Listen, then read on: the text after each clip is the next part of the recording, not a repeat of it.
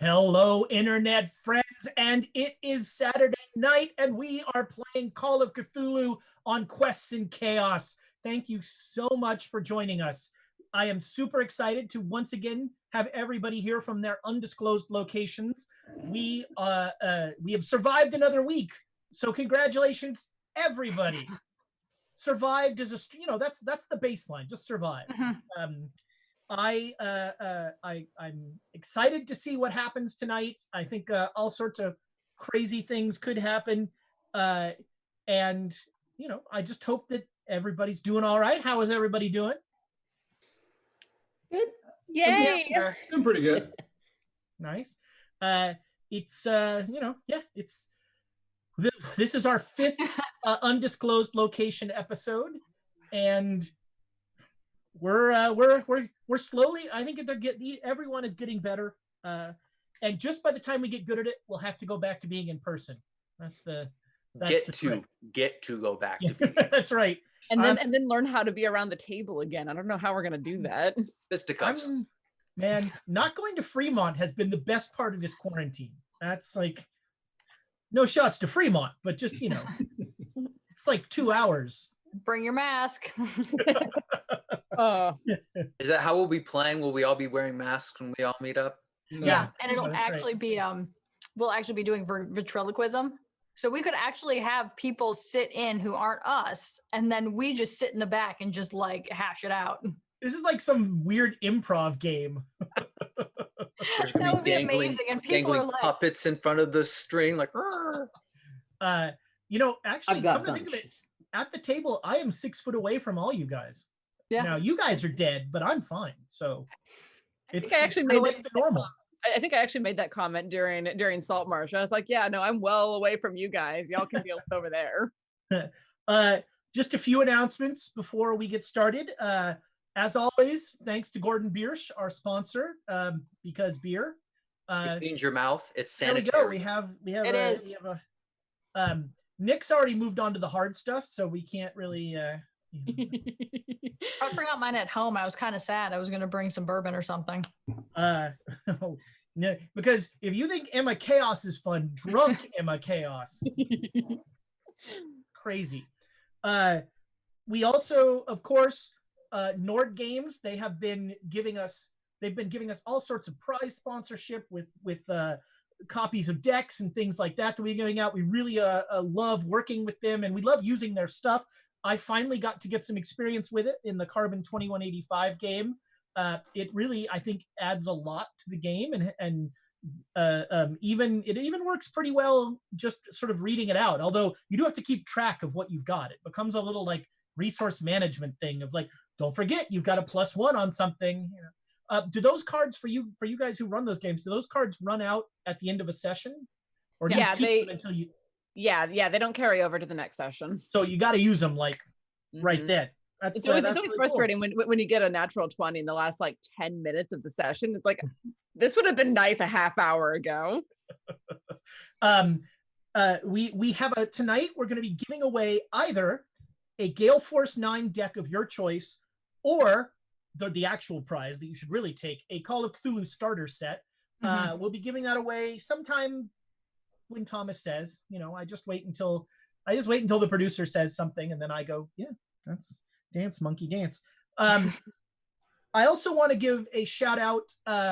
Once you're done with our fine program, head on over to the folks at One Shot Onslaught, because tonight they are doing a 24-hour constant stream for charity for the Children's Hospital of Cincinnati, which is a charity that is near and dear to the heart of several of the folks who are part of that. And about the time we're done, they'll have been going for about 8 hours, so they should just start getting loopy. And that might be entertaining. But they will be going. They started, I think, at 4 today, and they're going until 4 tomorrow. So I think it's 6 p.m. Eastern to 6 p.m. Eastern, so it'd be 3 to 3. There you go, 3 to 3. Luckily, they have a couple people in the UK and things, so they have some cover in the time zone area. But they are, for much of that time, they're playing D&D, which 24 hours of D&D is my version of hell. That's And there are two events that I think are very cool that they'll be doing with that from 1 o'clock to 2 o'clock Eastern time tomorrow. So what is that, 10 to 11? They'll be talking to Travis and Clint McElroy from the Thrill and Adventure Hour, not Thrill and Adventure Hour, the Adventure Zone, one of the big D&D podcasts. That is Rachel's favorite, I think, even more. She likes them even more than she likes us. She loves. Whoa, shots fired. So yeah. Adam, that's why she's my second favorite Twitch user. God, it all comes together. Now I don't feel bad about that at all. No. So Adam will be interviewing Travis and Clint, and that'll be really cool. And then immediately after that, I and a group of other patrons are going to be playing Monster of the Week with them. So that's going to be a lot of fun. Monster of the Week is an outstanding indie game. I'm a big fan of Monster of the Week. It's great. So yeah, those are the announcements. Amy, you want to get us up to date on all of the insanity that has flown here? I noticed there was an apology for my haircut from my barber. Yeah. So actually, we should start with that. We'll start at the bottom. Squirrel on the Run would like to apologize with 500 bits to the DM for a poor haircut. She recommends you don't turn your head to the side. Yeah, I'm very aerodynamic. All right, then actually we're pretty much 1 for 1 here. So if we start at the top of the lineup, J Matthews 85, 500 to the DM. He's my number 2 favorite Twitch user. 500 to the players. So the players started with 3. Now we have 4. That's why he's not my number 1. Oh, but wait, there's more. Tamagotora, 500 to the DM. 1,000 to the players. I guess he's number 3 right now. Thank you, Tamagotora. He's actually, I think, probably, and again, I'm assuming it's a he, and not they. Other pronouns. Yep, could be a they.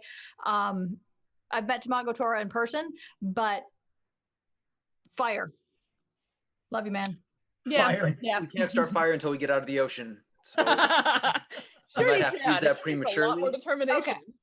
So our favorite Twitch user, the Baroness, has given 1,000 to the GM. Aww. And 500 to us. Baroness is number 1. Yeah, I kind of have to agree now that I've heard about the Squirrel's affinity for another D&D show. I was feeling bad for how many months until I found this out. Now I take it back. I'm over it. Okay. A Panthrope or Thorpe. 1,000 to the GM. A Panthrope is Look at this. Good Last lord. time the GM just used it to destroy our plane on landing. He's just gonna do something like that again. He's got a little bit of heft disease. He's been on fire these last couple weeks. Seriously. You got 3 heads. Don't complain. You got 3 heads. But we also get 1,000. Hey. So our pile is getting pretty fat. And then King Shikamaru has also given Ezra 500. So here's our stacks right now as it looks. Good lord. Yep. Okay.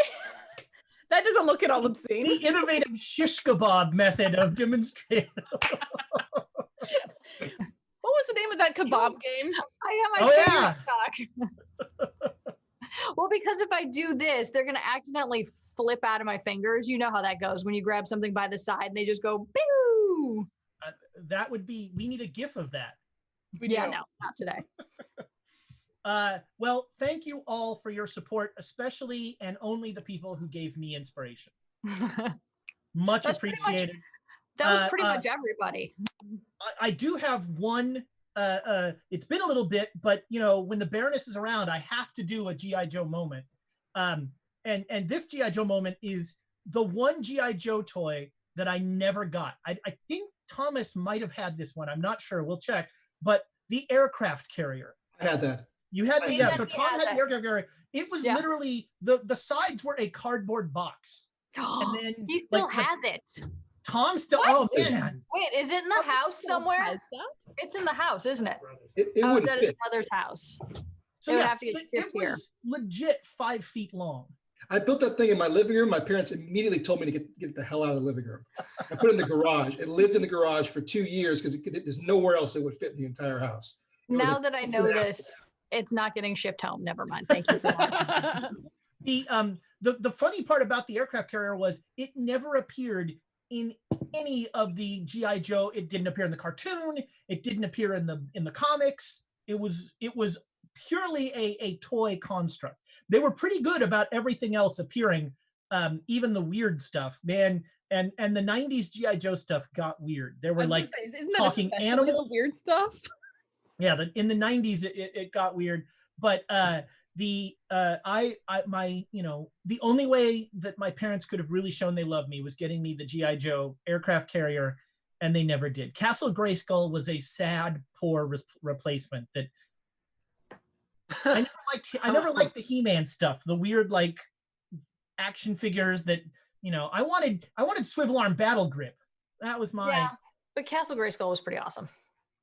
Yeah, Castle Grayskull was nice and big, but it was no GI Joe aircraft carrier. That was the true love. All right, so wait a minute, I have one more GI Joe request, because I've actually have people out there looking for this, and they cannot seem to find on the internet the episode of GI Joe where the animals rescue the Joes. So, oh God, what is the name of it? So I need to know the name of it, because I literally have friends who will ping me at like 2 PM going, "Is it called this?" And I was like, "No, that's not it." GI Joe animal sidekick. Like 7:30 in the morning. In fact, I can probably find the conversation on my computer right now, which you probably don't want to know about, but. So here I am Googling things as we, sadly, I don't have it committed to memory as much as I should. I can't decide if that's good or bad. I really can't. Bad. Okay, so what they could find is asking if Cobra used a special weapon called High Frequency to give them all evil scientist named Dr. Lucifer, which mind-controlled a device to take over all animals in the animal kingdom, including Mutt's junkyard GI Joe. And Joe had to stop Cobra's high frequency device and save every animal in the world, especially Junkyard, who isn't man's best friend, but Mutt's worst enemy. I was like, this is at 2:49 in the afternoon on a work day. This is 2:49 on Monday. Wow. God, what was the name of it? I'm just saying, internet, get on that, because I need to verify if Ezra's not insane. It was some terrible name that I will find and I will have for you next week. Internet, gotta find it. Or somebody figure that out for us. Chat, you've got a mission. But it is it's something like Animal SWAT Team or something. But so the idea is that at one point led by, I want to say Spirit, the Don't hype this up if you're not going to give us the episode. What did you call it? Animal what? I won't do that. The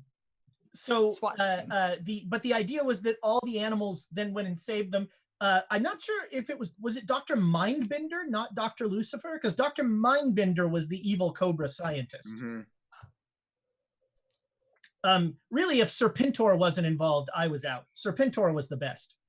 Or the Fridge. If Walter Payton was involved. Okay, because I do want to do a D&D modified, if we can find it, do a mitten based on the fact that like your characters are actually like have the community make D&D characters and then lock them away and be like, everybody's got to be a druid. Now the druid animals need to go save your D&D characters. Good luck. Nice. That's awesome. Yes. That's going to be May's mitten. But I need to watch the episode to get some creative ideas on like what to do. Like what bad things like Dr. Lucifer would do. I'm so on board with this. But again, Serpentor has to be involved. Okay. He's That's just fine. a guy in a snake suit. Although for D&D, you can make him a Yuan-Ti maybe. I was going to say, I need D&D 5e stats for Serpentor. Who makes stats for these things? Just make them up. I'm sure it's out there. I'm sure the internet has it. That's true. That's the internet's job. I mean, it wouldn't surprise me. I legit found multiple entries for Haunted Doll. Wow. Yeah. Because why not? And several of them were not porn. Most of them weren't porn because I turned the safe search on. I do not like living dangerously when I'm moving fast on studio Wi-Fi. You know, I believe Bing is just a porn search engine at this point. That's man. Thomas has anything to say about it. That's all it does. if to what? Whoa! I didn't bring Thomas into this. Let the powers that be at Quests and Chaos know that Thomas is a fine, upstanding person that I respect deeply. He's got to be on my top 5 Twitch user list. Yeah, you need to expand out to a top 5 or top 10 at this point. Yeah. We're still waiting for the leaderboards for that. Yeah, I need that. I need Amy's whiteboard behind me where I can have them ranked. Yep, actually, yeah, right here. I'll get Amy's keeping track. I'll get the bigger whiteboard out. We'll add that in post. So yeah, let's play. Why are we here? Yeah. Why are we here? I don't know, man. Talk about G.I. Joe for 3 hours. That was and then scrapyard. Junkyard. Scrap iron. So yeah, last episode, the B team was brought in because Rogers was pretty sure that they were going to be more competent than the A team. Right.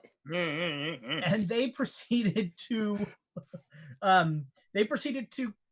cause all sorts of shenanigans. We had Donal and Flint Thorncastle, a Marvel team up for the ages.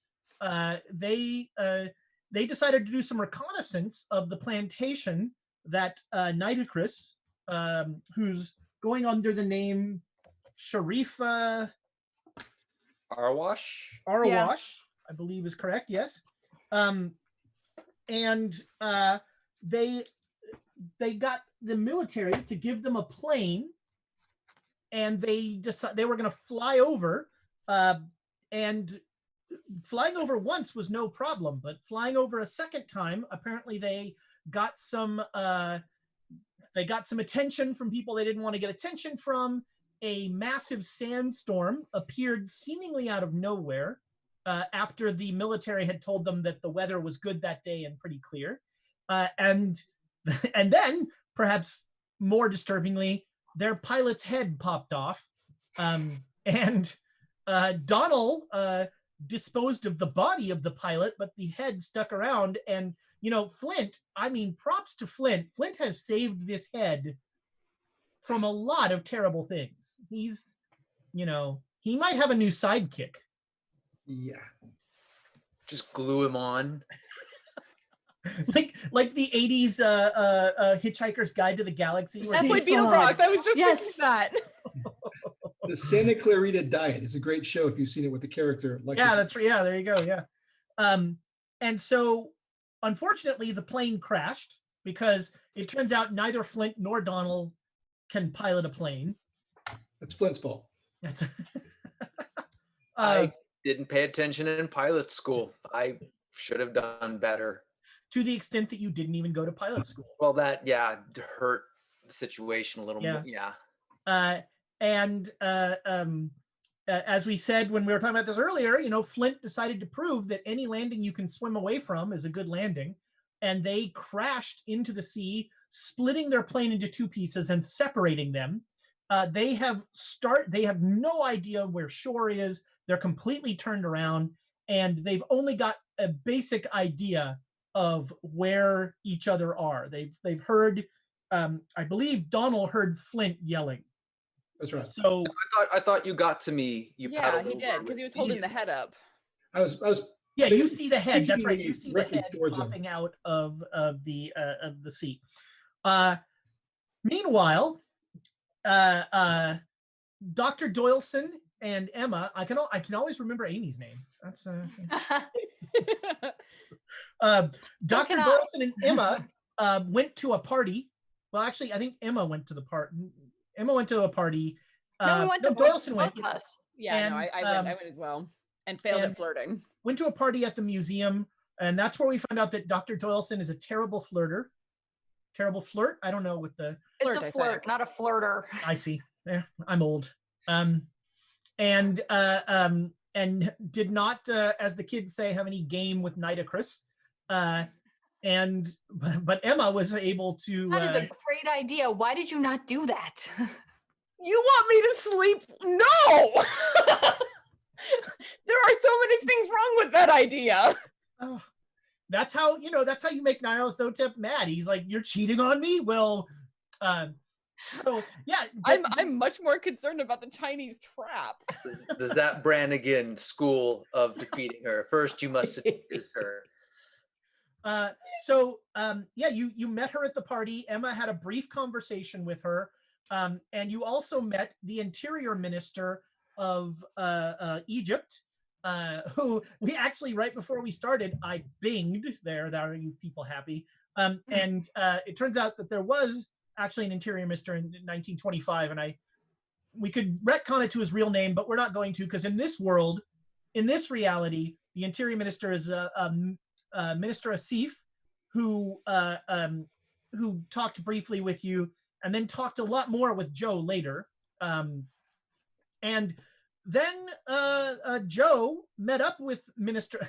Joe decided she really needed to get a copy of the Necronomicon and went to go see Dr. Kafur, and along with the other two. And Dr. Kafur did not have the best reaction to anyone named Emma. He has Emma-phobia. I drew that from the deck of possible phobias. And Joe got the fake Necronomicon that Silvano and Yusef had made. That's right. Several weeks ago. And Joe is now in a car with Minister Asif and two thugs and the fake Necronomicon, heading probably to the plantation where Nitocris is going to have some sort of horrible rite going on tonight at midnight. And that is where our party is in a really, worse than usual 3-group split. This is great. So we're going to start with Emma and Dr. Doyleson. So I believe we were in initiative. Yeah. Yep, let's shoot somebody. Same. As there are, I don't remember if it was 2 or 3 toughs. 2, sure. It was totally 2. Yeah, I'm fine with that. Don't help him. Donal, I will find you. I will kill this character. I think at this point it's 2. You guys need all the help you can get.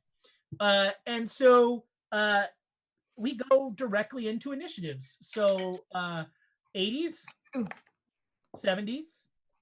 Amy's looking for a character sheet. I'm a 50. I'm a 50, all right. Yep. So on a 70, one of the thugs is going to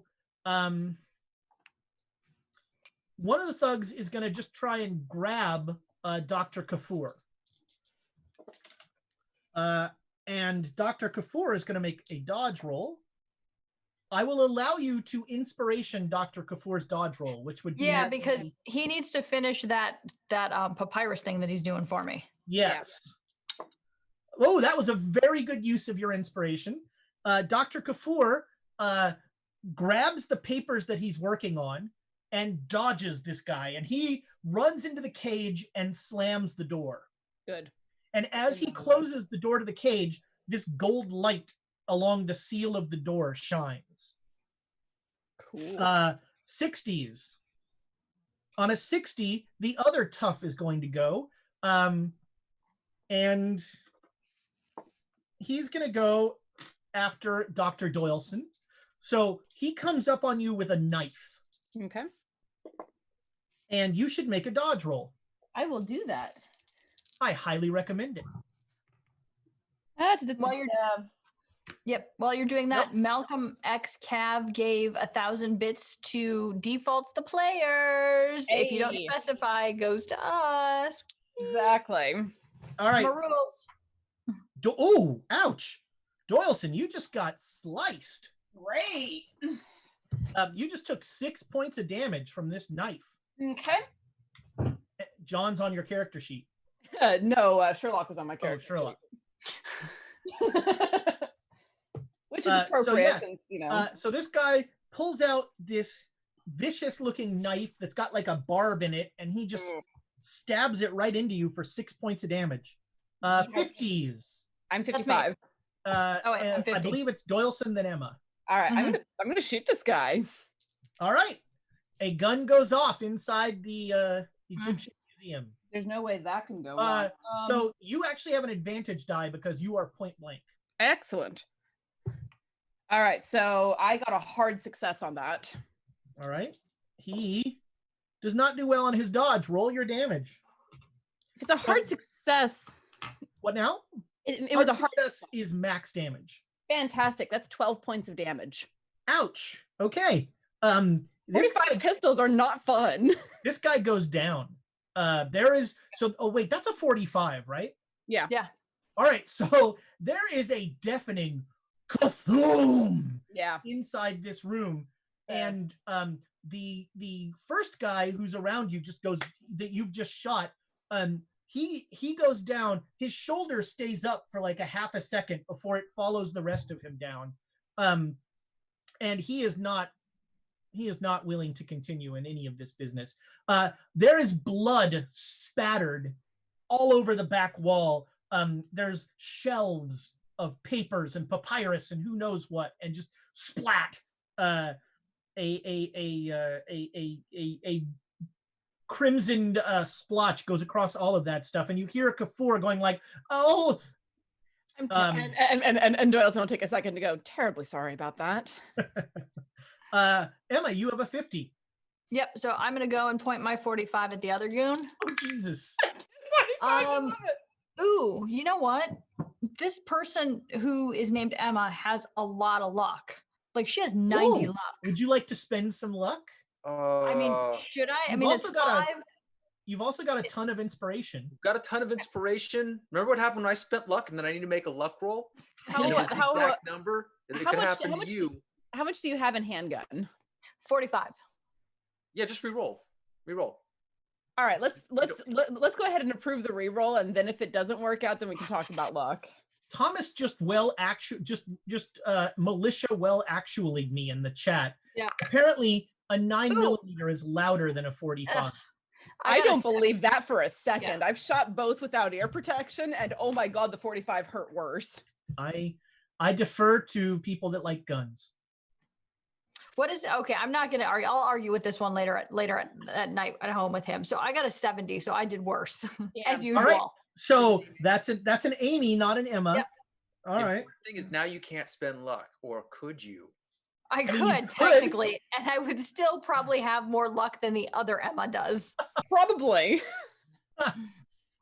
You have agency. All right. Nope, so I'm not gonna spend 30 points of luck. Push it. Luck roll for me, Emma. Okay. I see. Now this is why I didn't spend luck, because how do I F up a 90 in luck? So yeah, I made it with a 64. Right. So yeah, you fire and you miss all of the sort of museum quality stuff, and you just blow like a chunk out of the wall. And that was 50s. We're back to the top of the lineup, which is thug number 1, who has not had a hole blown in him. Thug number 1 on a 70 is going to, he was going after Kafur, so he's going to keep doing that. So thug number 1 goes to the door of the cage. He's a thug, so he's not that smart. And he grabs the door, and as soon as he goes to open it, there's almost like that comic book like superimposition of his skeleton as like he gets zapped with some sort of energy. And he like he's holding the door like shaking like this, and it's you know, there's like an eerie silence after the gunshot, and all you hear is this noise of like his jaws flapping as he's just like, and it's not stopping. So we are technically out of combat now. Cool. Okay. All right. So Dr. Kafur, can we let's get out of here. I'm sorry, I can't hear you over the noise of this man frying. Could you remove him? I want to look around and see if I can find like a wooden chair, something that won't conduct electricity. Sure. And like use that to push this person away from the door. So as soon as his contact with the door is broken, like he just crumples, and there's like acrid smelling smoke coming out of him. Is there a closet or something we can lock him in? Along with the guy who's bleeding to death? Yeah. All right. Isn't he already dead? He's near death. Okay. He is bleeding to death. Suddenly, Doctor, I'm channeling Thomas. Do you? I thought you were going to stabilize him, perhaps. Are you kidding? If we lock him in the closet. Well, okay. Here's the question: do we think that he's more useful alive or dead? He didn't seem particularly useful alive. Yeah, I was about to say, what is he going to tell us? I mean, the things that we have to do right now is get Dr. Kafur out of here, make sure Joan is okay, and then head to the compound. So I would say here, Ministry compound. That sounds like a good order of operations, yes. So, I mean, but also leaving dead bodies in a closet. If nothing else, they start to smell disgusting after a while. Where else would you leave them? Where else do you put dead bodies except the closet? I don't have time to dig a hole. Come on. Work with me, doctor. Oh, you weren't in New York. That's right. The incinerator's always very useful. Ooh, does that... Dr. Kafur, do you have an incinerator in this building? What a terrifying question. Yes. You know what? Never mind. Continue to write. Let's take these 2 bodies downstairs, or at least out to the trash. I think the incinerator is going to be the best option if we can get them there. Okay. So it's late evening. The museum is fairly unpeopled. There is a security guard. Did he hear 245 shots go off? So as you are coming out, can we inspire that? Yes. But you can't inspire my rolls to be bad. Why not? I can't wait. Can I do that to you? If you want to waste your inspiration that way. I don't think that would be a waste. Okay, so the opposite of that, the real gameplay of that is I find a bookshelf or something and knock it, you know what I mean? Something and knock it over so that it makes a big thud. All right, you knock it over and Kafar's like, would you please not do that? Subterfuge. In case somebody heard it, we could just be like, look, it accidentally fell. Oh my goodness, it made a loud noise. Ooh. I work here. I can tell Omar, the security guard, that everything's fine. Okay. Well, you can't when you're locked in a closet. Get out here. What are you doing? I'm finishing the thing you told me to finish. Okay, just finish the thing you told us to I asked you to finish. Let's go through the bodies. Dr. Kafur, the gunshots are very, very loud. Would you mind just checking in with the security guard and making sure that he's not about to catch us carrying 2 dead bodies out of here? Because I feel like that's what you're working on. Talk to the security guard. Go here. Do that. It's like, please. Hold on a sec. And he goes and he says 3 words that you don't really understand, and a door appears in front of him. And he opens the door and steps through the door, leaving the door open, and you can actually hear through that door him go, Omar, how good evening. Dr. Kafur, is everything okay? By the way, do either of you speak Egyptian or Arabic? No. Egyptian. Well, so you hear him, you hear them having a conversation. Kafur sounds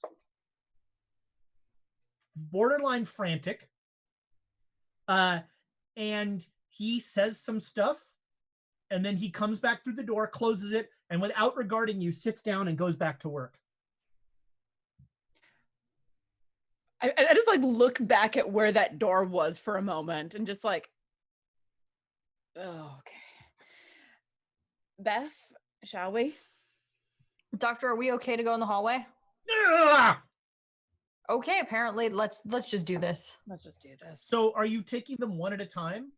No, we're gonna put them in. I'm assuming this is like a chair that we could drag, like put him in and prop the chair and pull the chair away. Well, okay, one of the guys is bleeding profusely. From where? Where his shoulder used to be. All right. I'd like to try and find some cloth and like wrap it up hard enough, but basically tourniquet where the shoulder used to be to cut off the arteries and stop the bleeding so we don't leave a blood trail. Okay, yeah, no problem.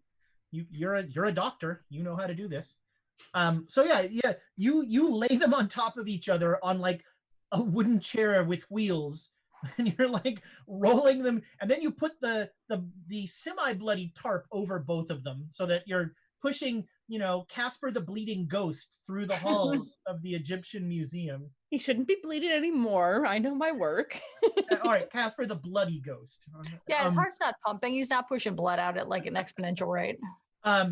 So you're looking for just a room to stash them in, or are you looking? No, we're looking for the basement and the incinerator. So Kafur is in the basement. So yeah, unfortunately, not reading Arabic is greatly impinging your ability to find the incinerator. You can just start opening doors. Yeah. All right. Both of you make me a luck roll. Let's see if you both make it. You find it quickly. Oh yeah, like a critical success. Oh wow. Okay. Boom. So yeah. 16 out of 69. You get to sort of the utility stairway down, and like the first door you open is a somehow unlocked the custodian's room that has an incinerator in it, so you can dispose of these bodies.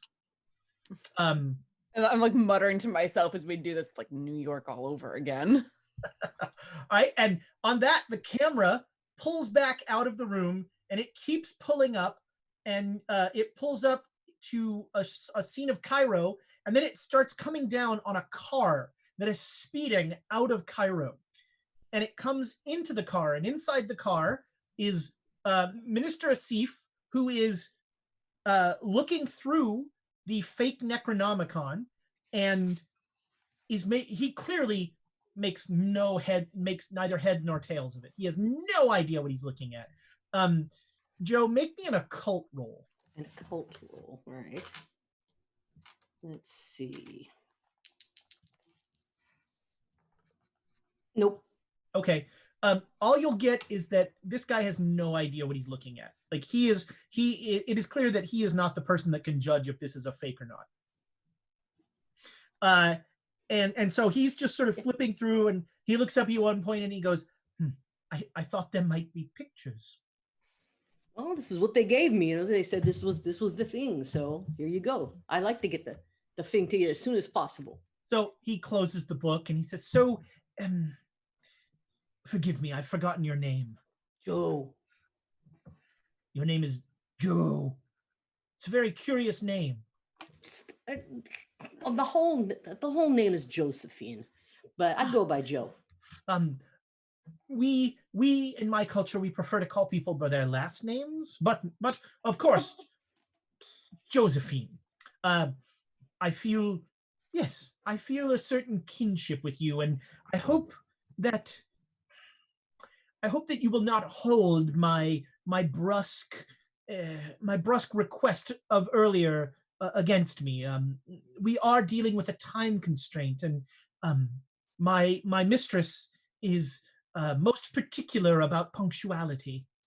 Oh yeah, no, I get it. I've been there. People want their things now. Yes, and providing her with this tome as you have done will certainly bring her favor upon you. In fact, I will allow, he hands you the book back, I will allow you to present it to my mistress. This is a great honor. Well, I figured since, you wanted it and you're in with her, you'd give it to her and, I'm already a member of the cult, but if you give her this book, you will be a member of the cult. Oh. I mean, you do wish to join the cult, right? Well, no, I was kind of more like going to be, a messenger or something. Whoa. Boy, I didn't think this was going to be like this. I thought I would just come and get the money and get the book and everything would be great. What money? There's no money. Oh, come on, man. I got this for you. There's got to be something in it for me. You would do this for such a venal reason? Our mistress is, oh, I'm very disappointed. Well, I really thought you had potential as a member of the cult. Really? You think, well, hey, if you're willing to sponsor me and get me inside. That book is all the sponsor you require. You have stolen a copy of the Necronomicon. You think it'd help? You think this will get it for me? I think without question. And so you can get me inside and I can get close to all the people in the cult? I mean, if they wish it. We've had a couple of cult marriages. People, when they work closely together, sometimes interpersonal relationships can happen. Yes. It's too early for that. We don't really have an HR department. A what? Human resources. There are no rules about dating other cult members. If that when you say you want to get close to them, I mean. That's cool though. I got it from you. I got it. Boy. What about my friends? I need to leave them a note to say where I'm going. What friends? I got friends in the city. Come on, I can't do all this stuff myself, Well, once you have joined, you can then bring them into the cult. Well, I'd like to leave them a message though, telling them where I'm going, and so they know, so they don't, get worried and try to find me. We don't want them to try to find me. We want them to. So I mean, we need sacrifices. No, these are my friends. No. We all have to make sacrifices for the cult. Well, like goats and. Josephine, we're all adults here. Yeah. There's no sacrificing of goats. Goat's blood is a poor replacement for human blood. So you're telling me that the things that you do require human blood to work? He looks at the copy of the Necronomicon in your lap. He says, have you read that book?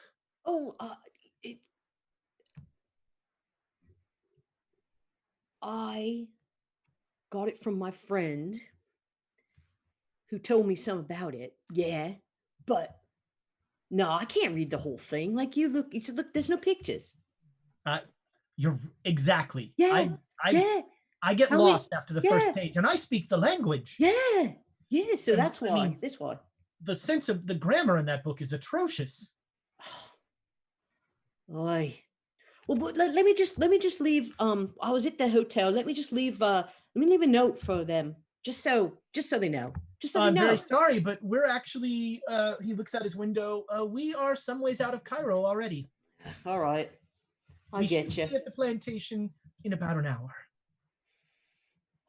All right. Well, I'll just get back. This is an exciting night for you. You could join the cult, maybe meet your future husband. It seems like you're very open to this. Yeah, meeting people. Okay, great. Yeah, I got this. All right.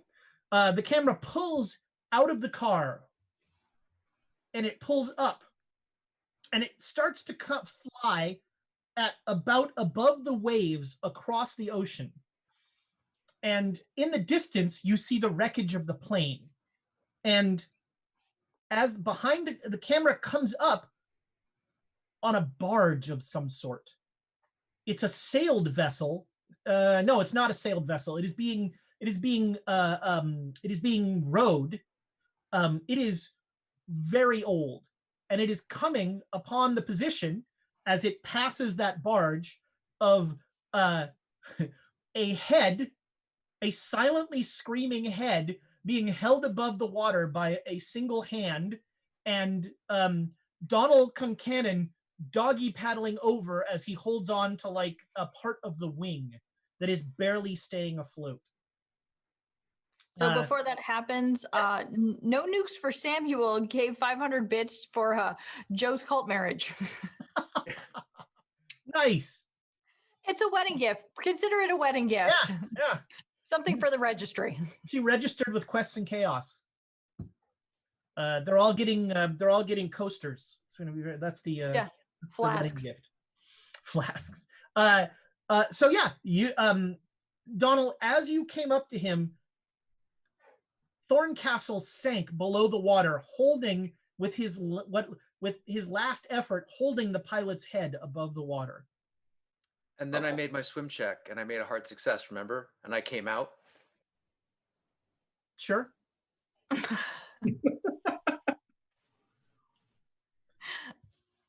I don't go back and watch. Oh.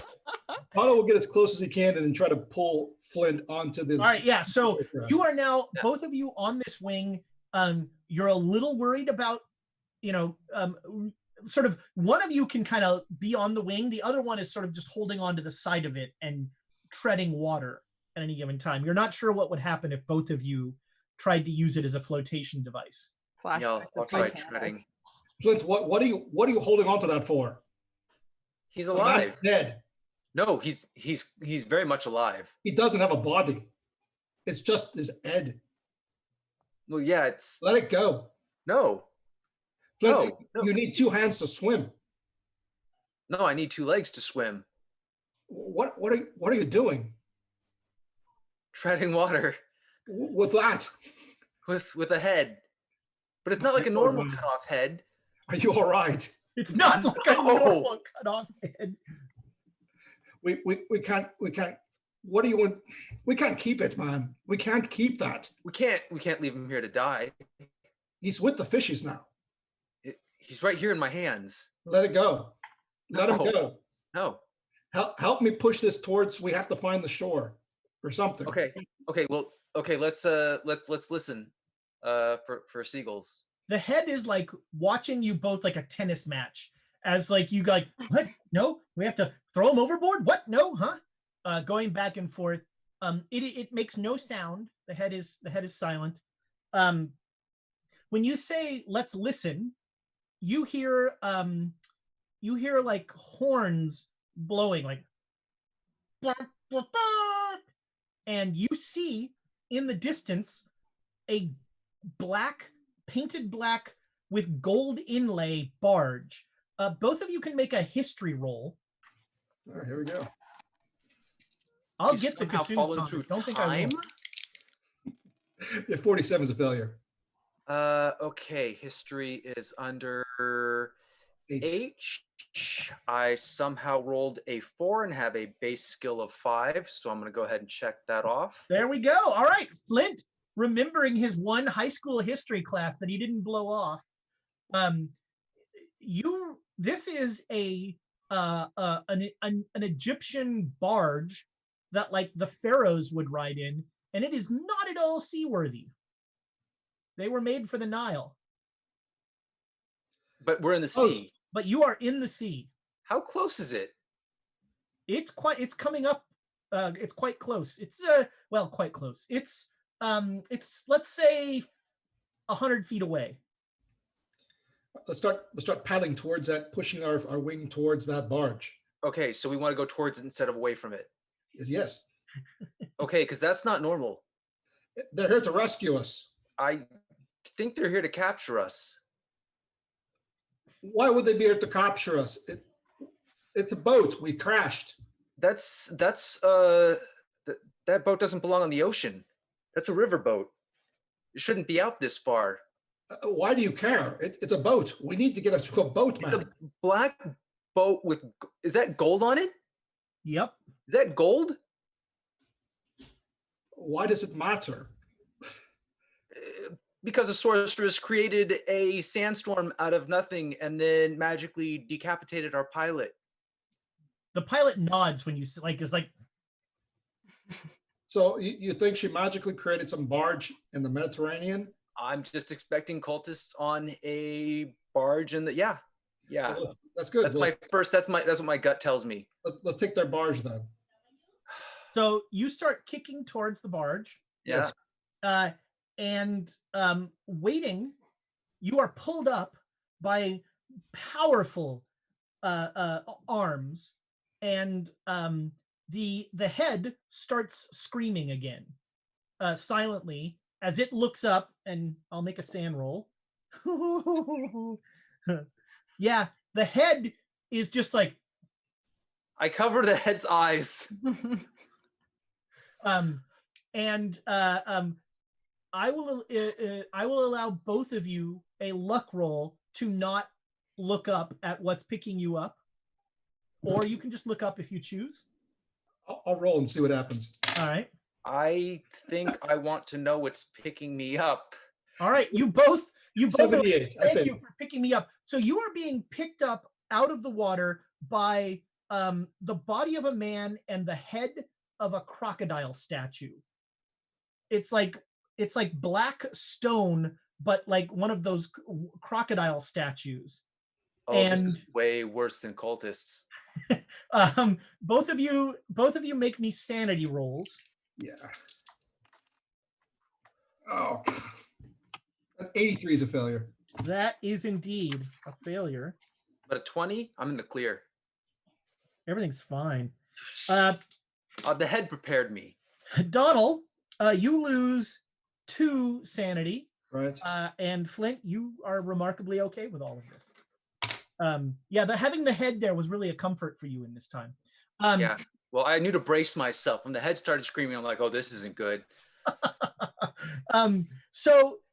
You are pulled up and flung onto the deck of this boat, and the 2 crocodile guys immediately go back to rowing. They just walk to each end and they just start rowing, and you're on this barge that is it's about 40 feet long, and there are silks and tapestries and pillows, and it all leads up to a golden throne, sitting on which is a man, all black, with a pharaonic headpiece on.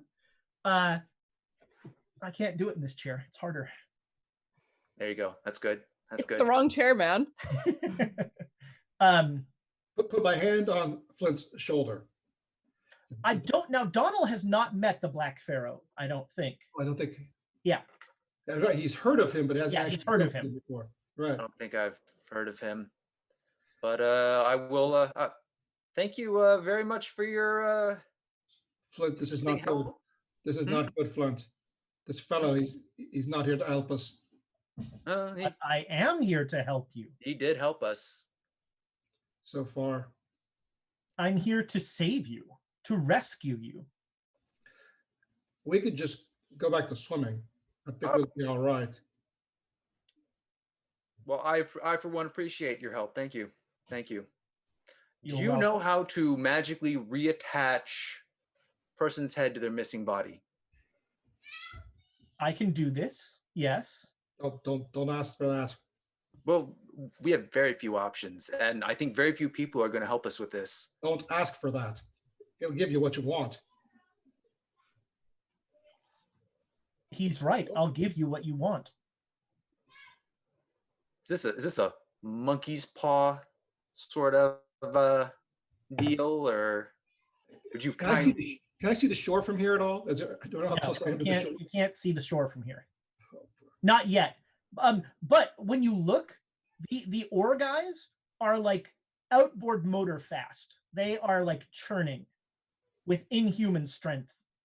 One on each side, just like zhunk, zhunk, zhunk.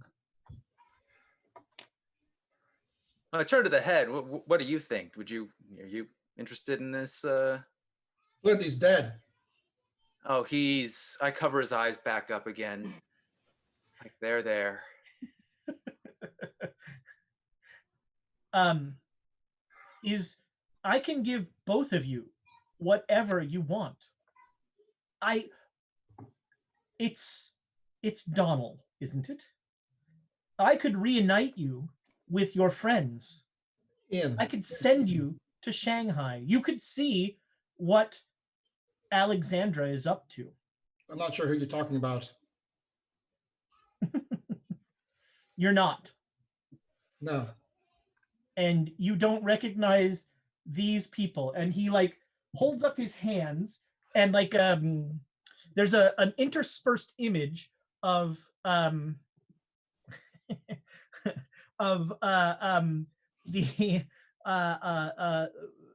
Great Dane of, you see I'm trying to remember what they did on the boat, and I'm blanking on the whole stuff with the Yosh and Stan. It's very sad.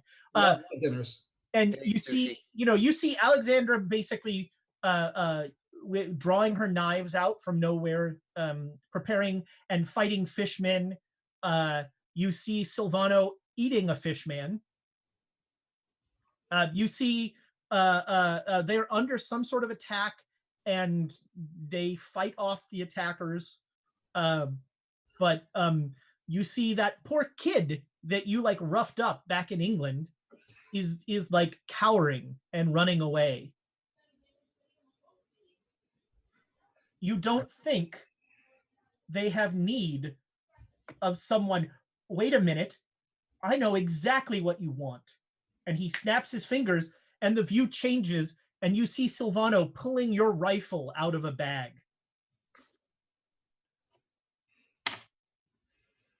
You care about that far more than you care about any person. Wouldn't necessarily say that's true, fellow, but fine. You know who I am, and you obviously know who these people are. I understand that whatever you're offering will be a price, and I don't want to pay it.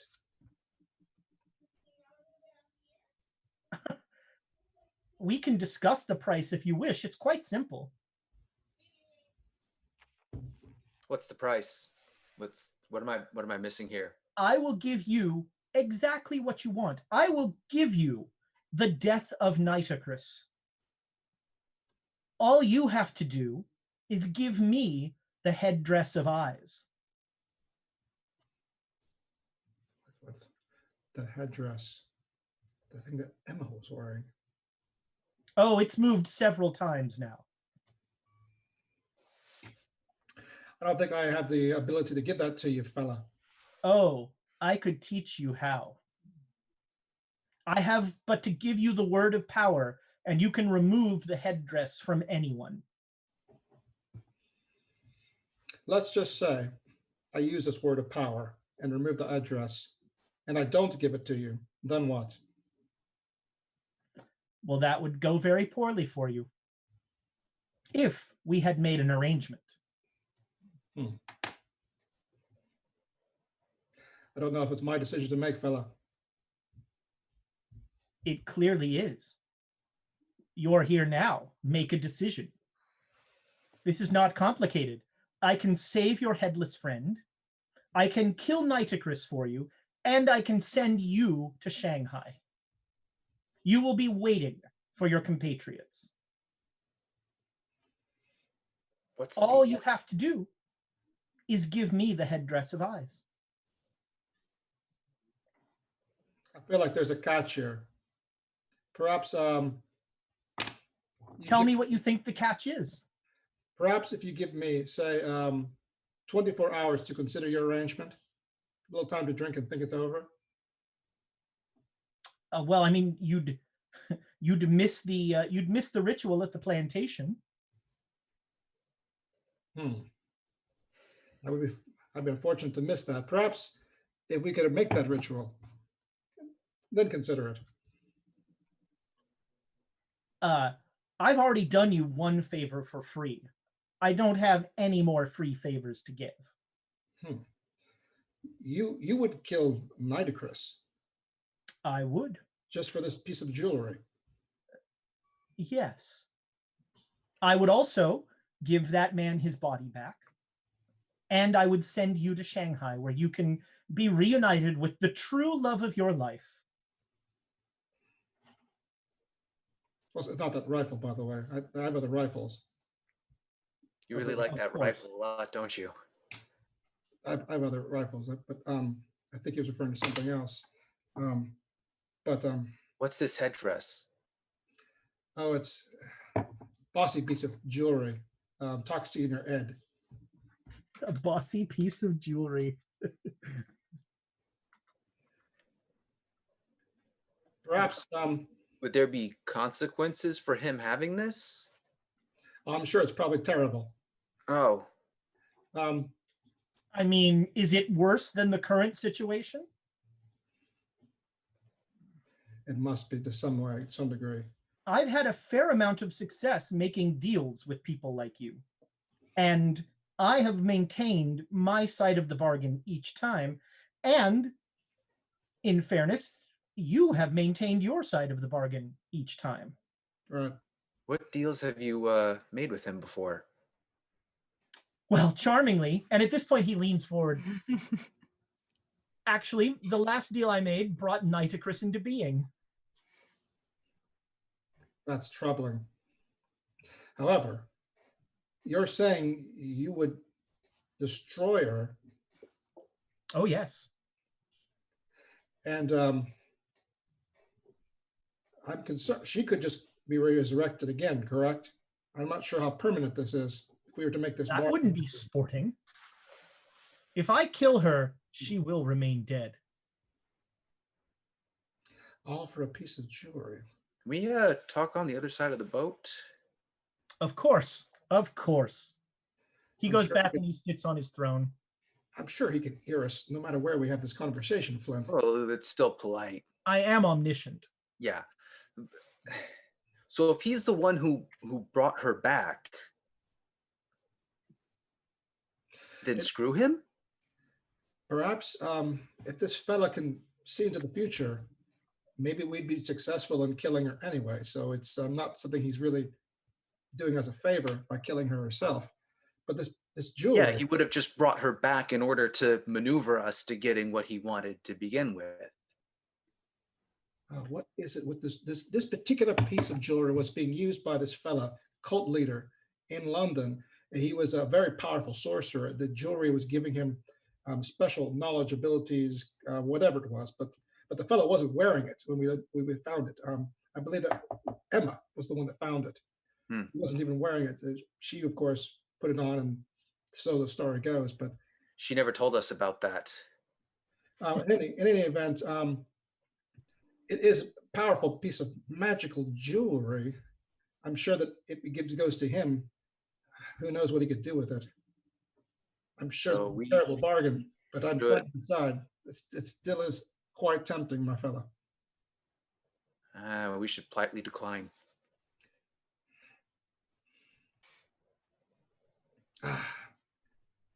But that's my instincts are saying the same thing. But it's part of me. This is a difficult one, my friend. Difficult one, because if this is his, let's just say we do him go cleaning it up as a favor to us that's BS. Let's just say we do go after Nitocris. Many of us may be killed in that endeavor. It may not be bloodless, or we may be unsuccessful, or this fella could do something else to make it even worse for us.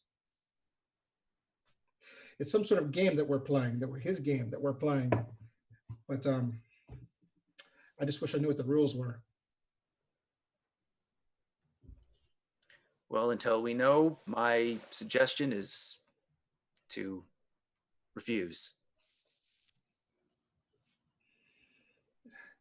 I understand. That was my first instinct as well. It's a difficult bargain, though. But he's manipulating you. Like, that's pretty obvious. He's manipulating all of us. I think you're right. All right, very well. All right, Farrell. We can't accept your bargain. I'm sorry. No. That's a shame. And he holds up his hands again. And as he shows, one of those fishmen just slices Yusef open. That poor fella. It's not going well for them. If only they had someone who knew how to fight. Well, your bargain would send me to Shanghai, not to wherever it was they're at. Nothing I can do. They're going to Shanghai. You'll be there when they arrive. Can't help them now, though, friend. You could. I could send you to the boat. Wouldn't that be awkward? Well, they'll be fine. They've got Alexandria with them. She'll take care of the fish people. We best not trouble with these things. The headdress is not my call. I can't decide who to give it to. It's not my property. So you are turning down my offer. Respectfully, we must turn Politely, yeah. politely, indeed. I appreciate your candor and your well, I appreciate you hearing me out. So here's what I'm going to do. I'm going to give you a little gift, and I'm going to send you to the plantation. And I will return your friend to life. What, the pilot? Yes. It's actually, yeah, you're all right. Maybe I misjudged. And you'll forgive me. I am omniscient. I heard you talking about the rules of the game. I could tell you the rules of the game. What game is he talking about? In fact, let's make that part of the bargain. You give me the headdress of eyes. I tell you all the rules of the game. It does. Just one moment there, Mr. Fowler. Just one moment. Flint, Look, you might as well stay here. Flint, You could go to Libya and I'd hear you. knowing the rules of the game, that changes things, my fellow. We can figure out what exactly it is that we can do. What game? Yes, I'm giving I don't. all the tools you need to defeat me. Well, it's clear. Why would I do that? Wait, we're trying to defeat him, but we're having bargains with him. I mean, you're trying to defeat part of, I'm part of what you're trying to defeat. It's very confusing. It quite is. I do understand that this particular fella is one of several different personalities that are inhibit Let's one. say 5. 5 different personalities that inhibit one particular sleeping ancient being of some sort. But this particular one is the jokey trickster one, I suppose, the one with all the puzzles and whatnot. But listen, Do you know that, or are you assuming it doesn't make any sense for him to ultimately do things that are against his own best interest? I think they all do that to some degree, from what I've heard. But listen. There's a he said many times about there's a game, there's rules, and we've asked him repeatedly to know what those rules are, what we can do, what we can't do, what he can and can't do. And of course, he's never told us this before. This information, I think that may be more valuable than the jewelry. Do you agree with me? I'm not disputing its value, but I am concerned that whatever he's asking us to do is going to put him in a position where him telling us the rules won't matter. Well, we know the date. The rules will always help you play the game. We can't play the game without knowing the rules. We've been making mistakes, not even on the board itself.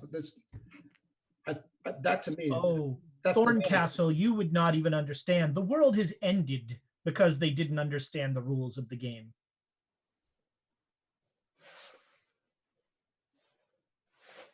Would you like to see? I can show you. And he holds his hand apart, and you see Emma with a crowbar in a warehouse. I don't know this woman. That's true. Exactly. You see a woman. That's Emma. She was just in the other image with the fish people. No, we were just working with Emma. She left for the library. Oh no, that different Emma. This is another Emma. And this woman takes the crowbar and decides not to pry the box open, but instead just hammers the box with the crowbar. And there is a massive explosion that just spreads out. And you see you see England just ceasing to be as the camera pulls up and up. And there's just mass devastation. So what you're saying is that in another reality, the rules of the game were you can't smash open crates. I think that they didn't follow some sort of rules. Not that great. What rule? Mr. Farrell, I think I'll accept your bargain. If indeed you will tell us the full rules of the game, Nitocris will be destroyed for the rest of whatever this period is. Of course. Or at least a century. How's that? At least a century. You'll return me to the other group before anyone in that group is killed. And my fellow here, Thorncastle, is safely returned to Egypt as well.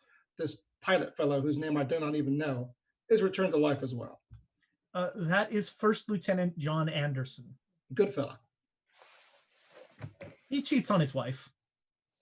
No, maybe not. But still, restore him to life as well. Of course. In fact, as a show of good faith, I'll do that right now. And he snaps his fingers, and all of a sudden you hear a, ah! I can, ah! Ah! Ah! I'm still stroking his hair. Shh, it's okay. It's okay. Ah! He has no body. It's all been a bad dream, and tomorrow you'll wake up. No, he has a body. Bad dream. Very bad dream. Sorry, fella. He's not Delta Green material. You start comforting First Lieutenant Anderson. After he lost his head, he completely lost his head. But Donal, I have to politely disagree with the decision you're making. Perhaps I'm making the wrong decision. It feels like we are playing exactly into his hands. But at least we can play the game now. The good news is you'll know, because you'll know the rules. All right, what do I have? 20 days, 30 days to get this piece of jewelry back to you? What's my time frame? Let's say 30 days. From the time I put you in Shanghai. Well, 30 days from the time the headdress arrives in Shanghai. Very well, I accept. However, I won't tell you the rules until I have the headdress. Everything else I'll give you beforehand. But if I give you everything, you have no... I've already learned that threats of destroying cities seem to have very little impact on people like you. What cities have you destroyed? I almost destroyed Cairo. Almost. Very well, fella. I'll see if history judges me poorly, but I'll take your bargain. Excellent. So I will return Lieutenant Anderson to his base, and I will send the two of you to the plantation. Is that a good idea? That's where I'm going to kill Nitocris. Unless you'd like to kill her. Oh, that is tempting. Your thoughts? Is she the one who summoned the sandstorm? Wait, who summoned the sandstorm and then decapitated Anderson? Oh yes, that was Nitocris. She's quite a powerful sorceress. Huh. Yeah, I'm not eager to have a go at that. I think I'd like to see world, she's technically a wizard because she reads. Most of her magic comes from a book. I like to shorthand it. She's a sorceress. Let's have you do it with your own hands. The look on your face would be good. Very well. You'll pardon me. I have a sense of drama. Will arrive right before the ceremony is to be completed. This could go poorly, but would you like the rest of your friends there? Why not? It's interesting. I'll make it happen. For now, are you hungry? Yes. Are you familiar with Tej? No.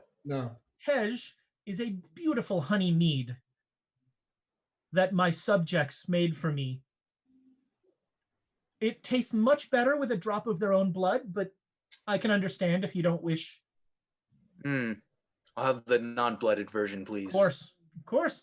And there is he put all of a sudden a table rolls out, a low table rolls out, and there is a feast there of dates and spiced meats and fish and just all sorts of delicious food. and this glorious, almost like honey wine. Well, Please. Let's eat. Yeah. Yeah. So you guys will now spend about an hour on this boat eating, and the boat comes back up the Nile, and it stops before Cairo, and you will get off, and you will be taken to when you get off at, like, there's no pier where you get off. You just get off at this point, and the Black Pharaoh waves his hand, and like sand disappears, and there's a door there, and he's like, we'll go this way, and you enter into a dark portal, and we come back to Alexandra and to Emma. I'm first, Doyleson Amy's this got some time. bookkeeping. Yeah. It's Emma and Doyleson, and unfortunately, Slightly Tov has also given Ezra 500 more bits because this is too much. He gets to control a Black Pharaoh. He gets to control a sorceress. He decapitates people at his will. Like, he needs more. No, he does not. Slidey Tove. Yeah, there's gonna be words tonight. Wherever he may be. In somebody's household, I'm sure there's gonna be issues.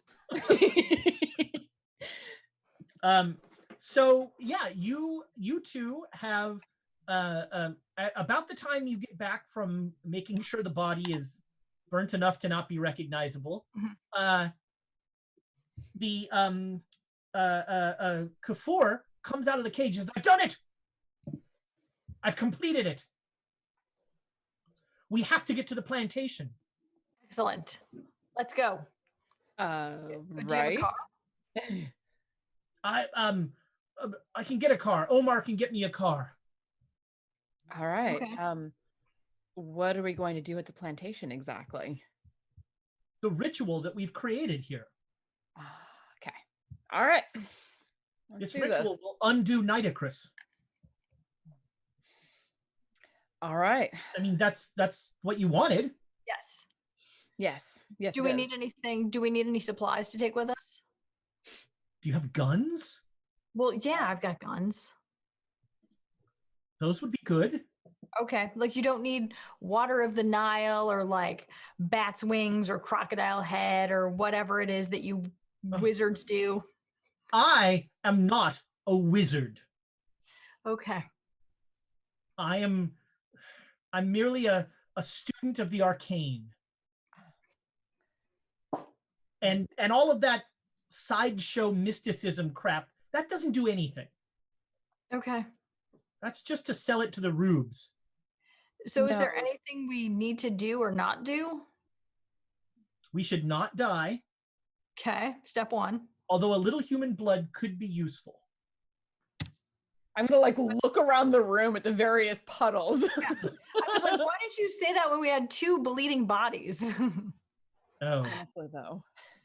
Yeah. Sorry. I was very wrapped up in my work. That's fair. So we saw you make a door earlier. Can you do that to take us out to the plantation, or is that too far out of range? I would not use magic to approach Nitocris. Fair point. She would be able to detect that from any distance. Do you think that she'll be able to detect us even if we don't to approach? Only if we drive up her driveway. I mean, she'll have terrestrial guards. She has cultists. But if we use mundane means, we should be fine. Do all the cultists know each other? Is this like a cult? Like, again, is this something where we could perhaps dress as a cultist and gain access to this establishment? I mean, it's possible. There aren't a lot of white members of this cult. Understood.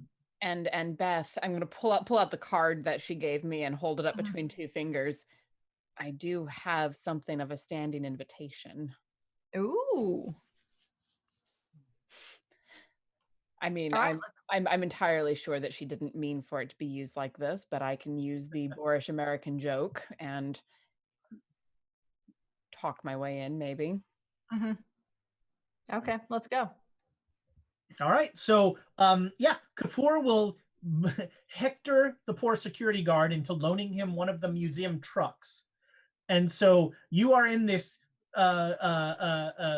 stick shift like open, what is it, canvas top truck driving out into the desert. And we come to Joe, and it's about 10 o'clock, and at this point, Asif says, "Oh, good, we're here. Hold on." And he rolls down the window, and a guy leans in with some sort of like rifle, and both him and the gun lean in the window, and they look at you, and then they say something in Arabic. You don't speak Arabic, all right? And then they Asif says something to him, and the guy looks at you and goes, "Huh," and like puts his head out, and then hits the top of the car of the sedan. The sedan drives in. Asif says, "Oh, they're very glad you're here." Boy. So we and the car comes around.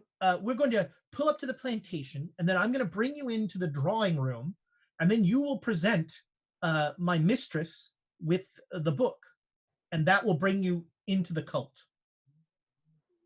So it's not some big ceremony or anything. Not anybody else is not going to be there. Just me. Well, to start with, the ceremony starts at midnight. All right. So you pull up to a very English plantation house. It's sort of wide and long and 2 stories, white clapboard. All around it are fields of cotton, and you can see movement in the fields that makes you feel like there's a not insignificant number of people here, and there are definitely armed guards about. When you start to come up the steps, you see 2 guys with rifles just sort of like standing at attention at the steps. Got it. Are they going to let me keep my handgun? Well, I mean, I wouldn't show it to them. No. I've got this, and I've got. But I mean, once you're in the cult, you can bring whatever you want here. All right. So I got knives and things and so on. All right, I'm good. Well, I'm sure. I mean, like I said, once you're in the cult, you're one of the family.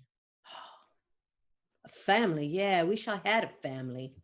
You're about to have a massive family, a globe-spanning family. Right. And Asif will walk up with you, and you come up to the door. The guards pay you no mind, and you enter into a drawing room where Asif says, "Oh, if you don't mind, remove your shoes. My mistress is very particular about no shoes in the house." All right. Fine.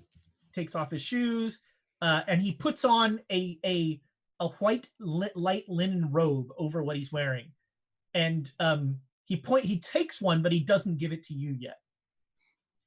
And he'll go, "One of the best parts about being in this cult," he opens the robe, and the inside is inlaid with Arabic writing that seems to like kind of glow. It says, "This is protection. It makes sure that the beasts of the fields don't devour you." That's pretty cool. Yeah. Oh, yes. All right. Yeah. And just wait.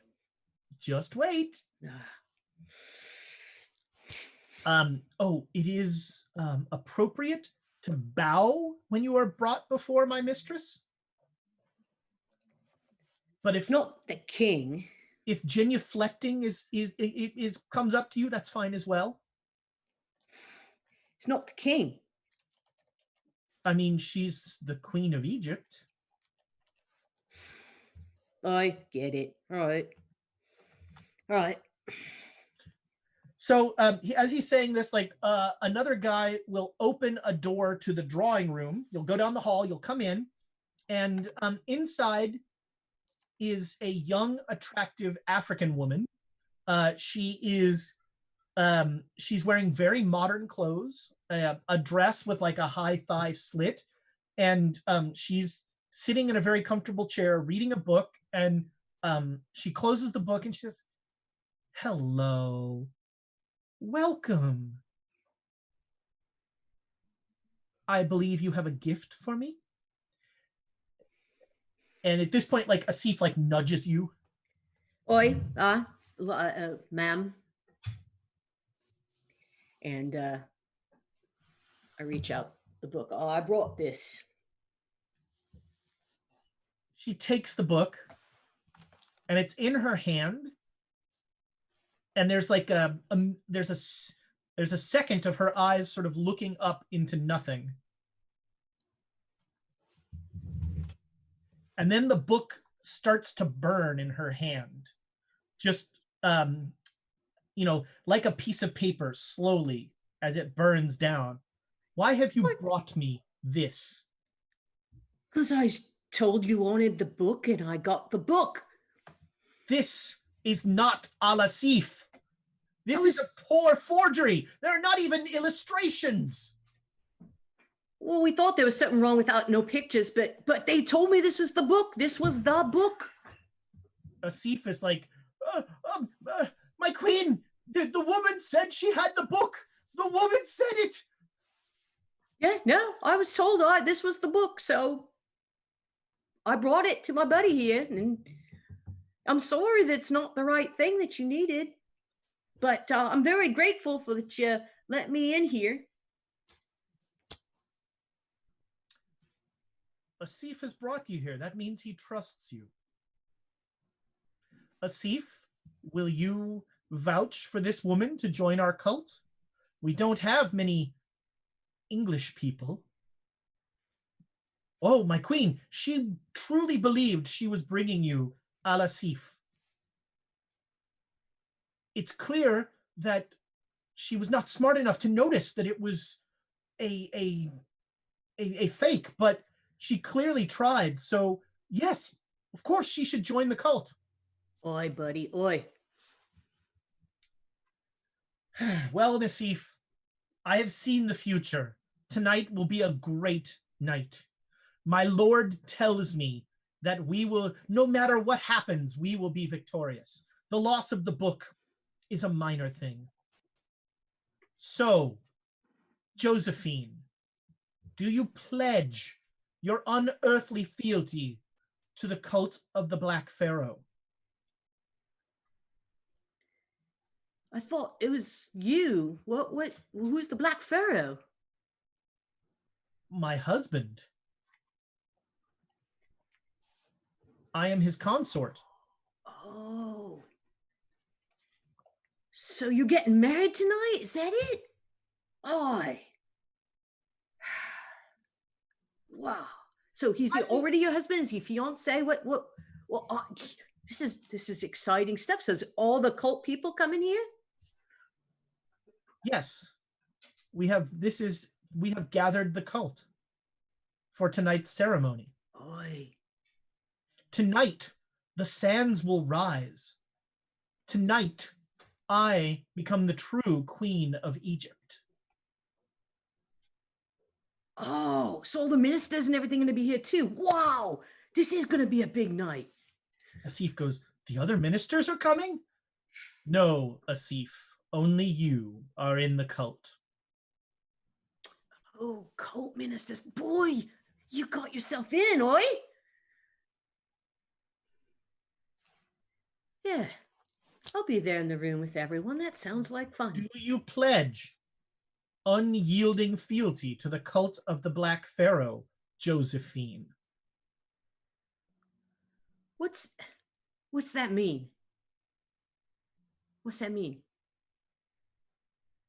It means that you have joined the cult of the Black Pharaoh. That is why you came here, is it not? I came to get you the book. That was why I came here. That was the whole thing. It was a book. And this boyo here said you needed the book. So I got the book.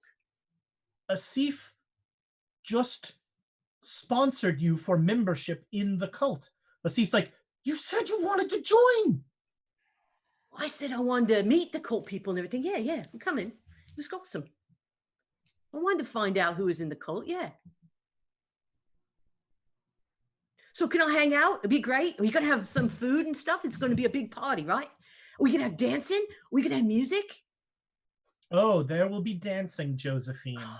Such Right. dancing. Right on, and music. And I think I could get into this. All I require from you, Josephine, is the answer. You can say no. Do you declare unyielding fealty to the cult of the Black Pharaoh? If you say no, you will merely be an observant to all that happens tonight. Unyielding fealty? No, I got that to no, I can't do it right now. But I can watch. I can come here and be here. This will be awesome. Of course you can. Oh. Please, won't you join? And she hands you a glass of wine, and she says, "Won't you join me, Asif?" So she'll take a deep sip of the wine. Do you sip the wine? Asif drinks deeply. Yeah. Let's take a sip. See if I like it. Con roll. See if I like it. Yeah, I like it. The wine is great. The wine is delicious. And she smiles and she says, Josephine. Yes. If you'll excuse me, I must speak with Asif. I have some friends that will take you to the waiting room. Oh, great. If you require anything at all, you can let the gentleman that will be standing outside your door know. All right. So I got a room for the day? Oh. Yes, for the next few hours. Until this party starts, right? Oh, yes. The party will start soon. Yeah. All right. I'm there. So two large men in white robes will take you upstairs. They put you in a room, and do I get the white robe? Do I get to take one? I can't take one on my way out or something. Can't grab one. You want to try? Yeah. You reach for one, and Nitocris says, "I am so sorry, Joe. Only members of the cult of the Black Pharaoh wear those robes." But do you would like to swear unyielding fealty to the cult of the Black Pharaoh, that robe could be yours. Yeah, no, I gotta think about it. Gotta think about that. So the robe would look fine on you. It's slimming. It would be It's a very modern cut. I've changed them from when Al-Shakti was designing them. So I can't so you got a new designer. So no, I can't just carry it and keep it and wear it for the party. Do you have some of the party clothes I could wear? I'm afraid not, Joe. The robes are only for members of the cult. All right. Well, give me a second in my room to. Of course. Thank you. As I said, if you require anything, you need only ask the gentleman. So you are taken up to a room. There's a distinct click as the door locks. Let's see, who do we cut back to? Oh, Amy has more news. Oh, I'm sorry. I'm so sorry, everybody. No Nukes for Samuel has given 1,500 bits to Ezra. All right. I say nukes for Samuel. This is all the bits that we have for little. I don't even want to talk about it. I'm done talking. Forget it. Forget it. This is so bad. Hang on. Oh, I'm gonna have to add no nukes for Samuel's moving up my favorite Twitch user. I'm surprised he's not already in the top 3. Come on, you got He's a top 5 Twitch user for sure. Okay, there it is.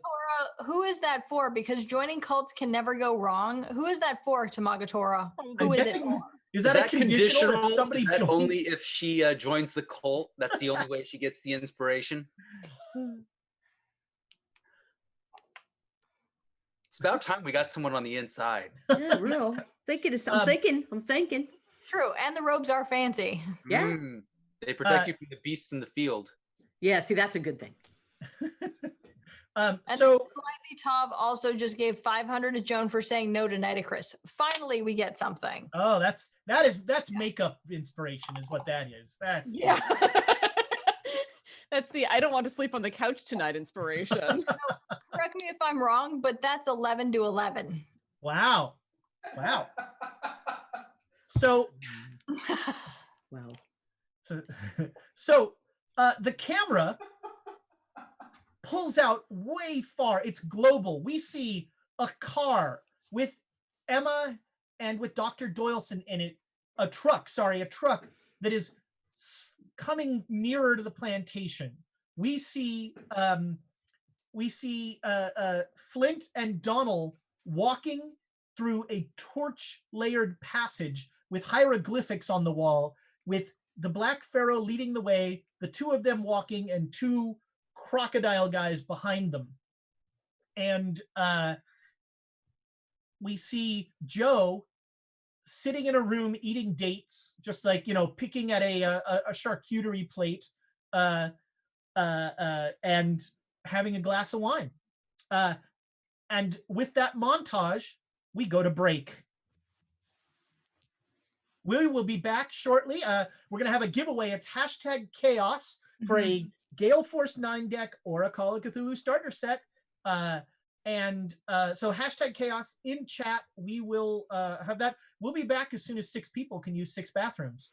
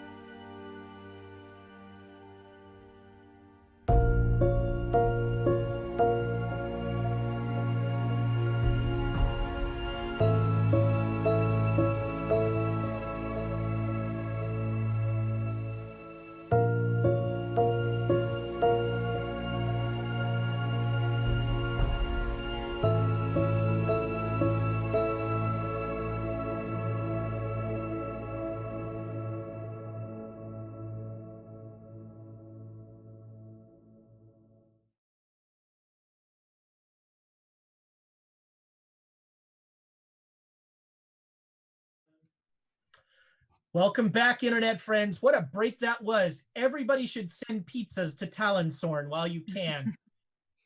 Congratulations, Talonsorn, for both letting us know where you live and also winning either a Gale Force 9 deck or a Call of Cthulhu starter kit. Your choice. Just so everybody knows, judge you based on your decision. We didn't ban Talonsorn or anything like that. He's just been timed out messaging so that we can delete all of his personal information. He then tried to put his social security number up there, his mother's maiden name. It was starting to get embarrassing, so we had to quiet him a little. Then when he started telling us he liked long walks on the beach, we got uncomfortable and moved on. I also want to thank a Panthrope. I want to make sure a Panthrope for 10 gifted subscriptions. That is amazing. Thank you so much for the support you're giving the community. It's outstanding.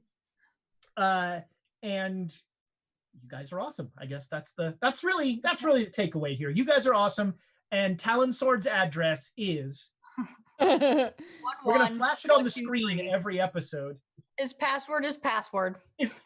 But hey, the S's are $sign. It's totally different. Wouldn't expect it. The running joke with one of my groups was that whenever you needed a password, it was always just password. Oh, there you Long enough to confuse anyone. There you go.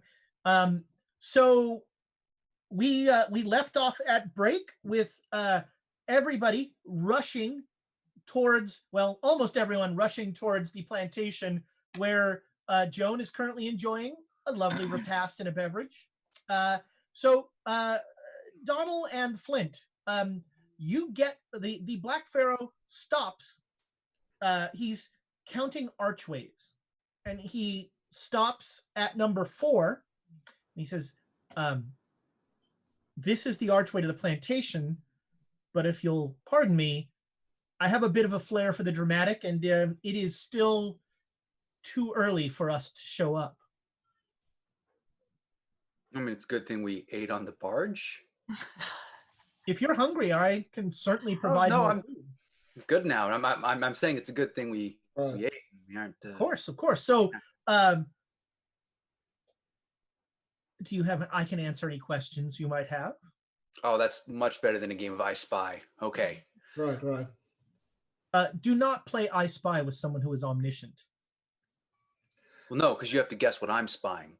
I spy something at the center of the universe, billowing in clouds of chaos, with tuneless horns constantly heralding its appearance. The dread Lord Azathoth. The rules are it's got to be something in the room.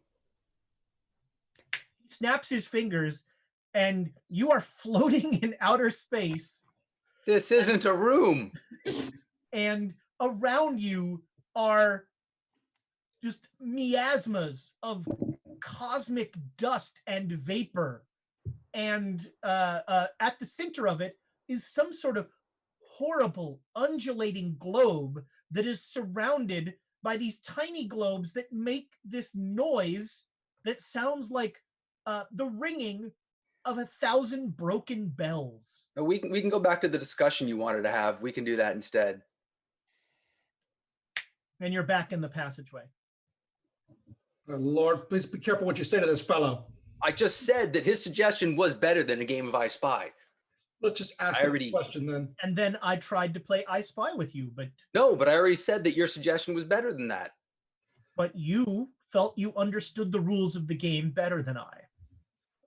All right, Black Pharaoh fellow, I do have a question. Are you physically here, or is this some sort of mental projection that you're using to speak to us? What a curious question. What does it matter? If I'm here, will you stab me? Well, I guess I've got several weapons. Would you like to shoot me? I suppose I'm just confused. For some reason, I thought that you perhaps were asleep somewhere, but it seems that you are here. I think I know what you're talking about. I died in the Dreamlands. Oh, that's very. I was killed by Octavian. I have a series of questions, actually, now. Yes. What is the Dreamlands?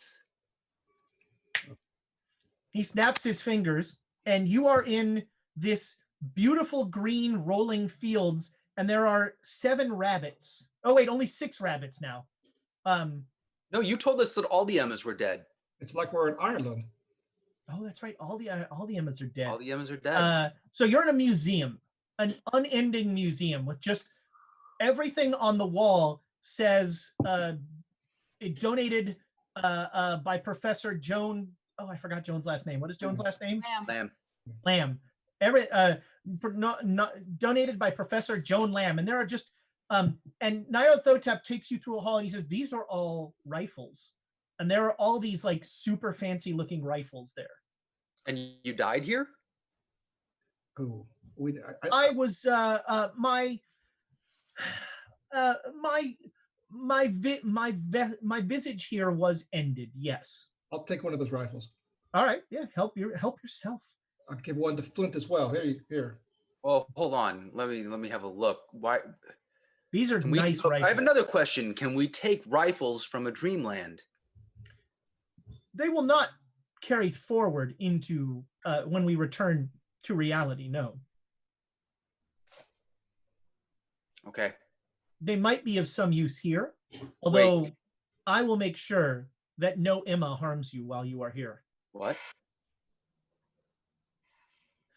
You mean the one who destroyed the universe? I mean, that's only one of the many Emmas that exist here. In fact, Nitocris is Emma Prime. And that's why I have to end her. All right. I'm not even going to ask about that. It's the whole thing. You're awake, alive. What about the other 4 aspects of yourself? Are they also active, alive, speaking, whatever it is that you're doing? Well, sadly, you were involved in the leashing of one of the aspects, the putrescent king. Maggots, I believe, correct? Yes. Yes, the Lord of Maggots has been sheltered and trapped inside the pyramid in Peru, which you were party to. So is Nitocris or is she Emma Prime? What? Yes. I shouldn't have asked. But the other 4 vestiges of myself are active. One of them is in front of you in its glorious magnificence. The bloated woman is in Shanghai. Right. Then there's 2 The other. bloody tongue in Kenya. The sand bat is in Australia. What the hell is he talking about? The 5 faces of himself, whatever that means. I am one of many. Not as many as there are Emmas.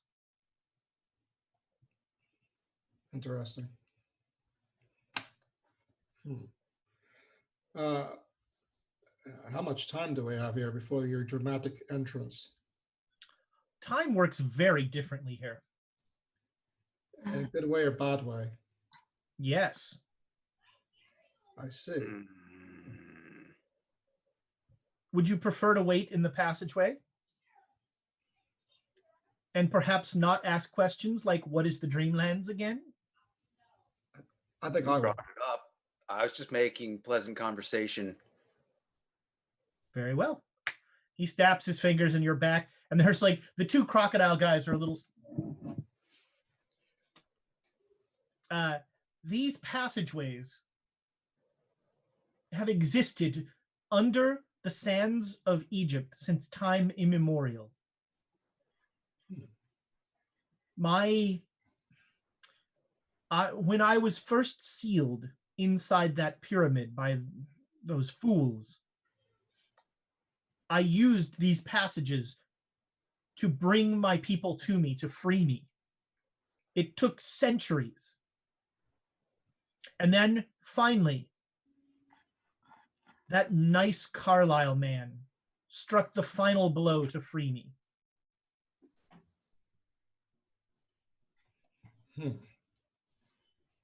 Is And that Carlisle? now- Is he alive still? That Carlisle fella? Carlisle is alive, yes. And the rest of the members of his party, are they all alive? Yes, Are they in Shanghai? in a fashion. Oh, that's troubling. They're scattered around with my many visages.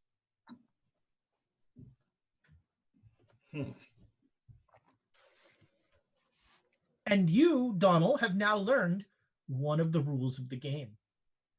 I have to answer truthfully questions you ask me. That's good to know.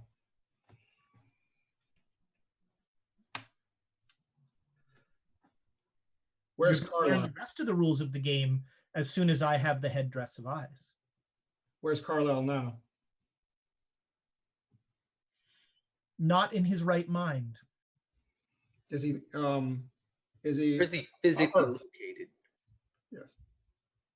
His body or his mind? His body. His body is in Australia, And where's his mind? Shanghai. That fellow Brady, is he in Shanghai? Yes.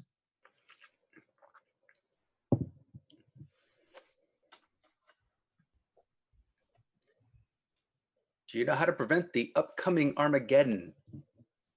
Yes. Would you like to? Well, no, I don't want to ask if you want to share. Please tell us how. All you have to do is stop me. How do we stop you? Well, sealing me in a pyramid was remarkably effective for several centuries. Is that the only way? I mean, you could kill me.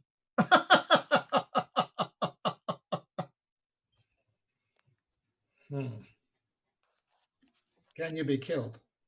Oh, yes.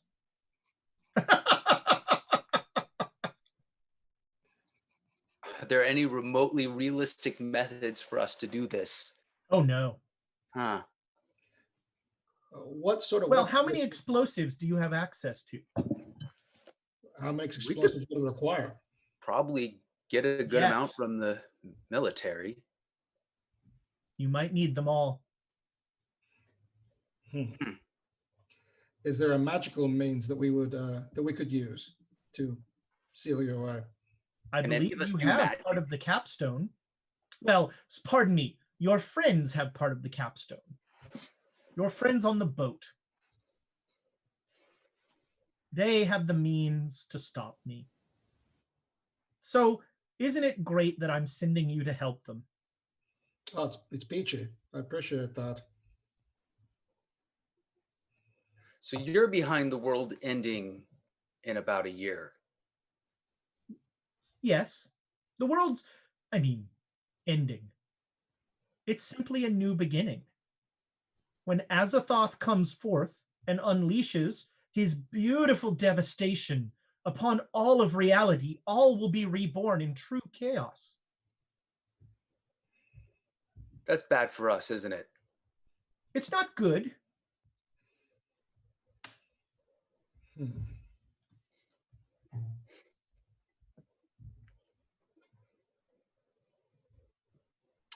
This is an uncomfortable conversation. Why Yes. Why did that woman, Nitocris, why did she want Al-Azif? What is it, the book that is so important to her? My beautiful wife, at least half of her, believes that Al-Azif has rituals in it that will make her the true queen of the Nile. She has plans tonight to summon horrible, awful things. The Carlyles, actually, I believe it was Penhew who summoned the children of the desert. And tonight, Nitocris wishes to do the same and then overthrow the government and take over Egypt. She's really not nearly cosmic enough. She's so interested in terrestrial power.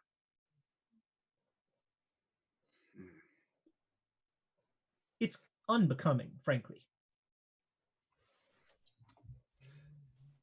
I do wonder something.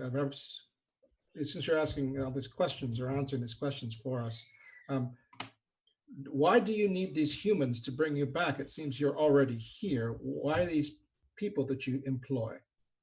They're not bringing me back. I'm a herald. I am the herald of the old gods. They're bringing Azathoth back. Azathoth, the emperor of the gods, to unleash his majestic chaos upon the universe. And if these simple humans don't do whatever ritual it is that they are all intending to do, if they fail to do it, whatever this fellow's name is, the A fellow, he would simply continue to sleep?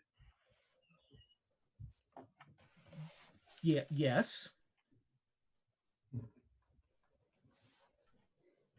But really, you should focus on stopping me. Of course, of course. This is a very awkward conversation then. Asking you how to stop you. I'm happy to help. Are you? Yes. Why? Because the laws of the universe are immutable.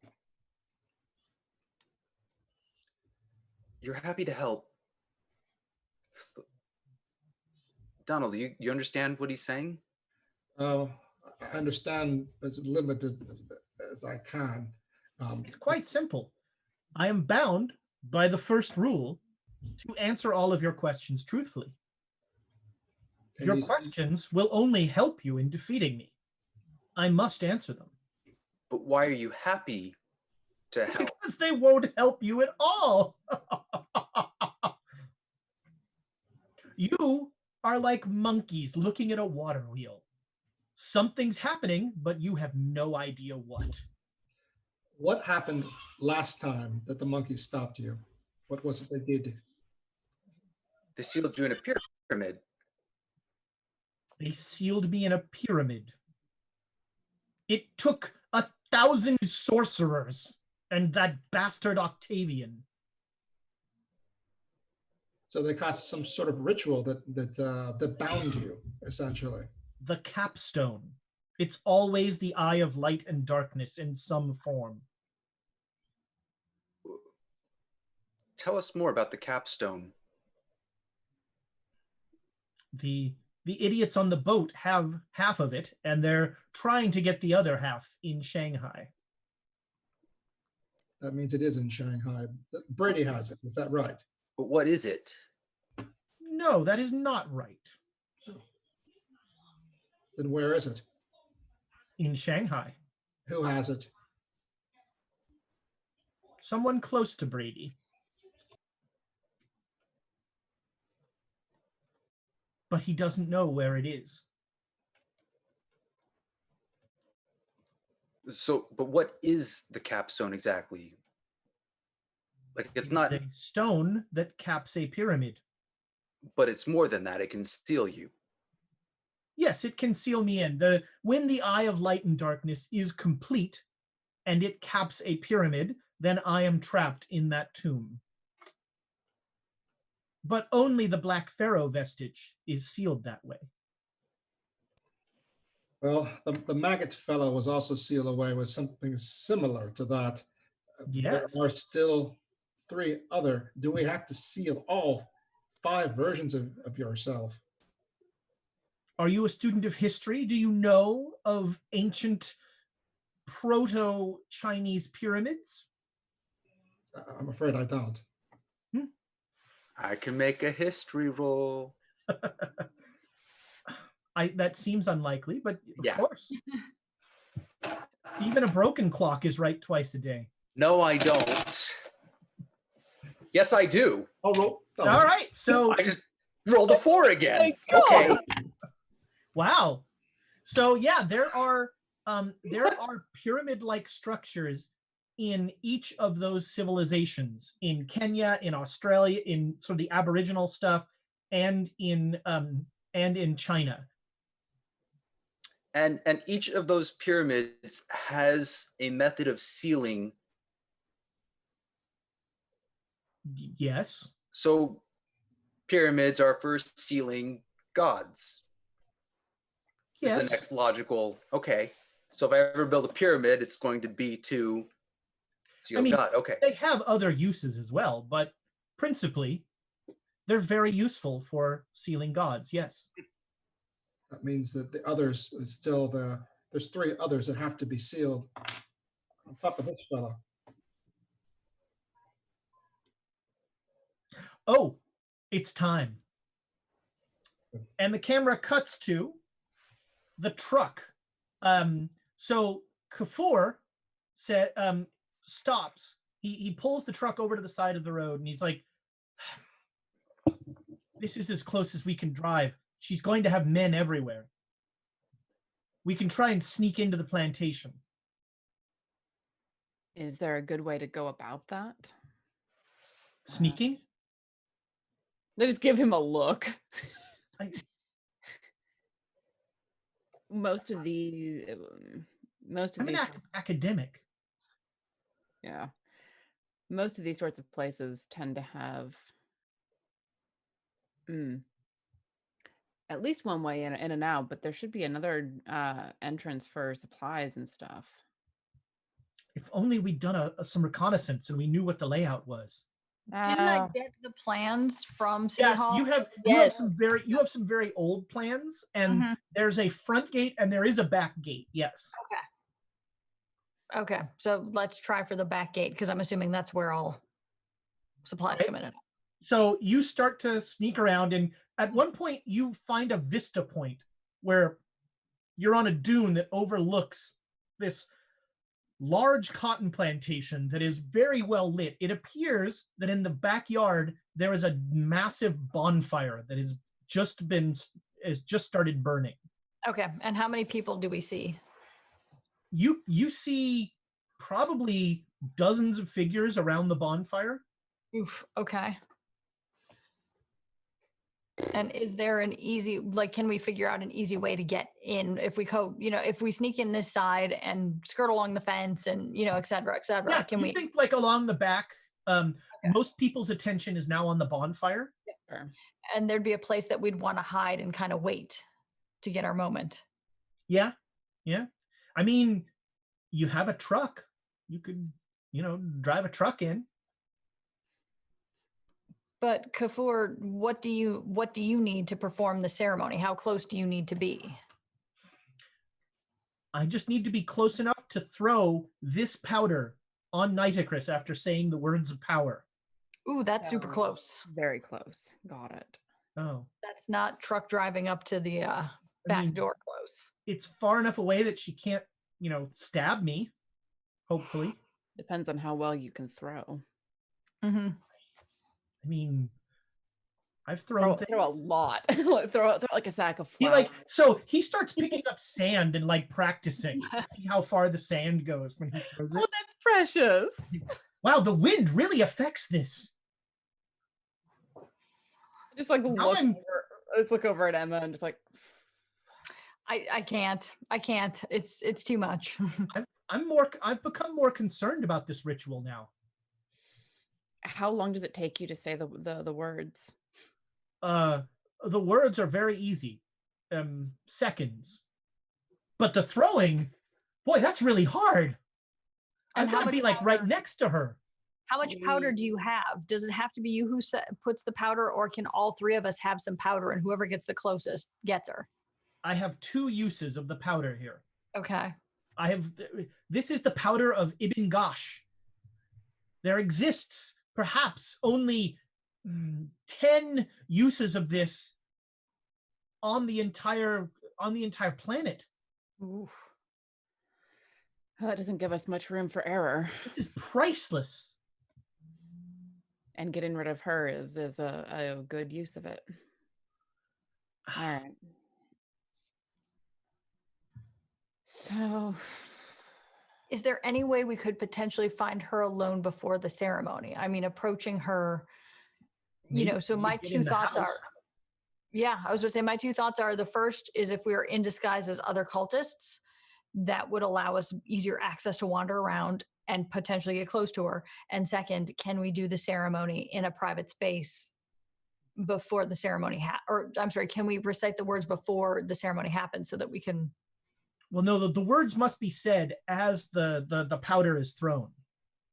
But before the ceremony with the bonfire, I'm assuming something. Oh with yes, the if I can throw it on her at any time, she will be dispelled. Okay, so we should act quickly before more people get here. What time is it? Well, look at my wristwatch. It's 10:30. Okay, so we have an hour before this place is full of people. Yeah. There's already several dozen in there. How many more do you think there's going to be? Who knows? I have no idea. All I know is that we need to find her quickly. Hey, was that stairway in the sand there earlier? And coming up the stairs are Donal and Flint. No, that stairway was not there. Where in the name of God did you come from? Where's the Black Pharaoh? Oh, he's not there. He's not there? Of course he isn't. Coward. And when you look back, the stairs just descend into sand. Oh, I we should smack remember Flint. where I that smack is. Flint. I'm like, tell me something that I know it's you and not somebody else. I hardly know you. Good enough. What are you two doing here right now? Dealing with. What are we doing here? That's. I have the powder of Ibn Gosh. Yeah. To dispel Nitocris. What are exactly. You here? Did you get any? Did you get any reconnaissance? Where did that come from?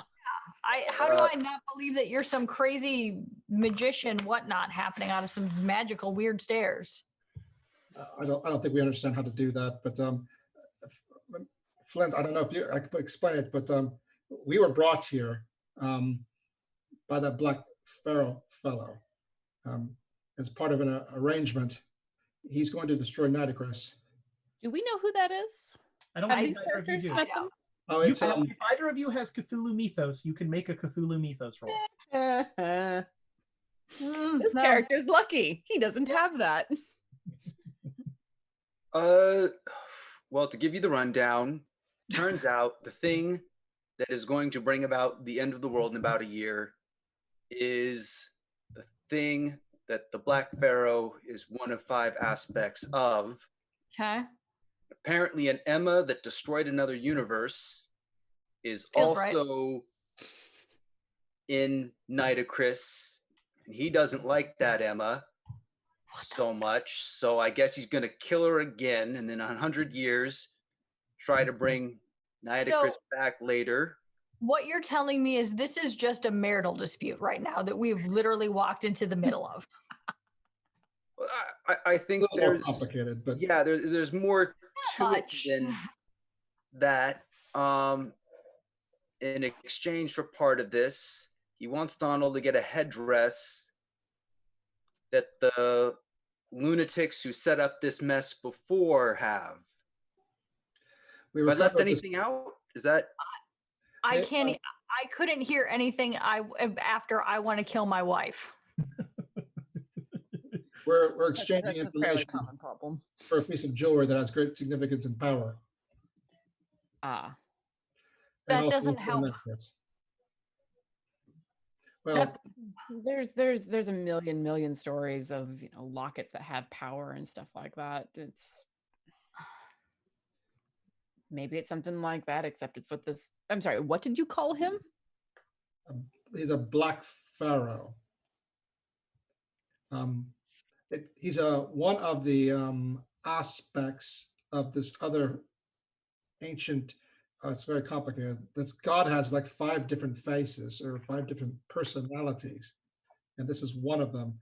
And this particular one is very chatty, very talkative, and apparently part of the rules of this eternal game that they play is that he has to answer questions truthfully when we ask him questions. So somewhere Alexandra just burst out laughing at the idea of the Black Pharaoh being chatty. He also sounds kind of like an idiot. I mean, let's just back it up. So this guy wants to kill his wife, wants to bring about some other god? Like, why are you helping him? I'm actually now more inclined to help Nitocris. And I'm sorry, Dr. Asif, just bear with me here for a second. You must not listen to anyone named Emma. Well, here's the thing. Nitocris's goal this evening is to bring forth some sort of army of terrible creatures, which are going to descend upon Egypt and Cairo, destroy all the human rulers of this area, thus putting herself in power and be the immortal and actual leader of this area, these people, and a horrible display of violence and tragedy and death and blood and confusion. Yeah, Okay, she's going on an otherworldly murder spree, so there is a good reason to try and stop her. And that it compared to, I'm going to bring about another plague to, to basically sublimate Egypt, versus what did the Black Pharaoh want to do? Let's just wait. He wants us to recover a piece of jewelry. No. Let's back up to the 5 aspects piece of what does he want to do? Yeah, he wants to do things that will almost certainly bring about the end of humanity entirely. Yeah. But yet somehow we're going to kill this poor woman. No, he's going to. He'll He's do it going for to us. do it. If you can stop him, all the more power to you. But Doctor, he does the seems to powder view us work as on- ants. I don't know, and- doctor. Hang on, doctor. Does the powder work on a Black Pharaoh? In theory. Really? Well, that would be. I'd like to Not to see win. it tried. I'm I'm not sure that I would. What if it fails? This sounds like someone who could dismiss you with a thought. But we would still have to lock him up with that seal. That's The only way to keep eye, him. the keystone, the eye of light and darkness. Okay. I think he called it. Too much going on. Yeah. We have a job that we were sent here to do. We were sent here to clean up after Alexandria and the rest of them and get rid of this Nitocris lady. So let's focus on that, because that was the job that we were sent here to do. And as Dr. Donaldson says, let's focus on that. The chanting starts. I don't think we have much time. You hear very faintly from the plantation the sounds of people chanting and ululating screams every once in a while. Is there anyone we Go cut. over and look. So we cut here to the manor house where, Joe, you hear people start chanting. And as soon as you hear that, there's a knock on your door. And one of the gentlemen, one of the guards, opens it, says something in Arabic, and motions for you to come. You're on mute, Joan. Julie. Joe. Oh, Fair is time it to party time? He says something and he motions for you to come. All right, let's go. Okay. I've still got. So you are escorted to the back door of the house, through the house, and waiting for you there is Minister Asif. It's like, oh, this very few people get to see what you are about to see, and you have the best seat in the house. What do you mean I got the best seat in the house? I'm just supposed to be witnessing this, right? Of course. So how did I get the best seat in the house? Are you coming with me? You coming with me? I will be with you at your side the entire time. Fine. All right. Come with me. So he leads you out. The door opens, and in front of you is just a horrifying sight. There is a massive bonfire that is burning, and dancing around it are people who are in various states of undress, but all wearing those white robes, and they are dancing and chanting this horrible tuneless song. They are cutting themselves. So there's a lot of slicing their hands and then flinging their blood on the fire. And it's just this there are 2 or 3 concentric circles of people dancing around this massive bonfire. And the ones on the outside are flinging blood on the ones on the inside. and then the ones on the inside are actually flinging blood into the fire. And every time blood hits the fire, there's like a noticeable like burst up of the flames. Right. So I get the pew in the back, right? Yes. Come with me. You will not be. Only cultists are allowed in the ceremony. Right. So where are we he going? takes you up on a little dais, and there's a chair there, and he says, "And here is your chair. I will stand by your side." Huh. So where's everybody else? Where are all the other people? The queen will be here shortly. Okay. And you are the only guest. Everyone else is in the cult. Oh, I thought there'd be more guests. Oh, and where's the man himself? Who is the man himself? I thought she said she was getting married tonight. Oh, well, if, when we are successful, then yes, that will happen. The beasts that live in the fields will rise up when we are completed, and they will march on Egypt and take over the country so that my queen may rule as she truly deserves. Whoa, back up. Wait, I thought I was here for a marriage. I thought I was going to see her get married to her so-and-so, and what the heck? She is the consort of the Black Pharaoh. They have been married for millennia. Oh, the way she was talking about it's like they were going to have some kind of, well, maybe it's a remarriage ceremony, but this is just, no. Say they're renewing their vows. But but wait, what's this about animals coming up? And you've not sat in the chair yet, right? No. Okay. No, I'm sitting down. I'm not. I'm talking to him.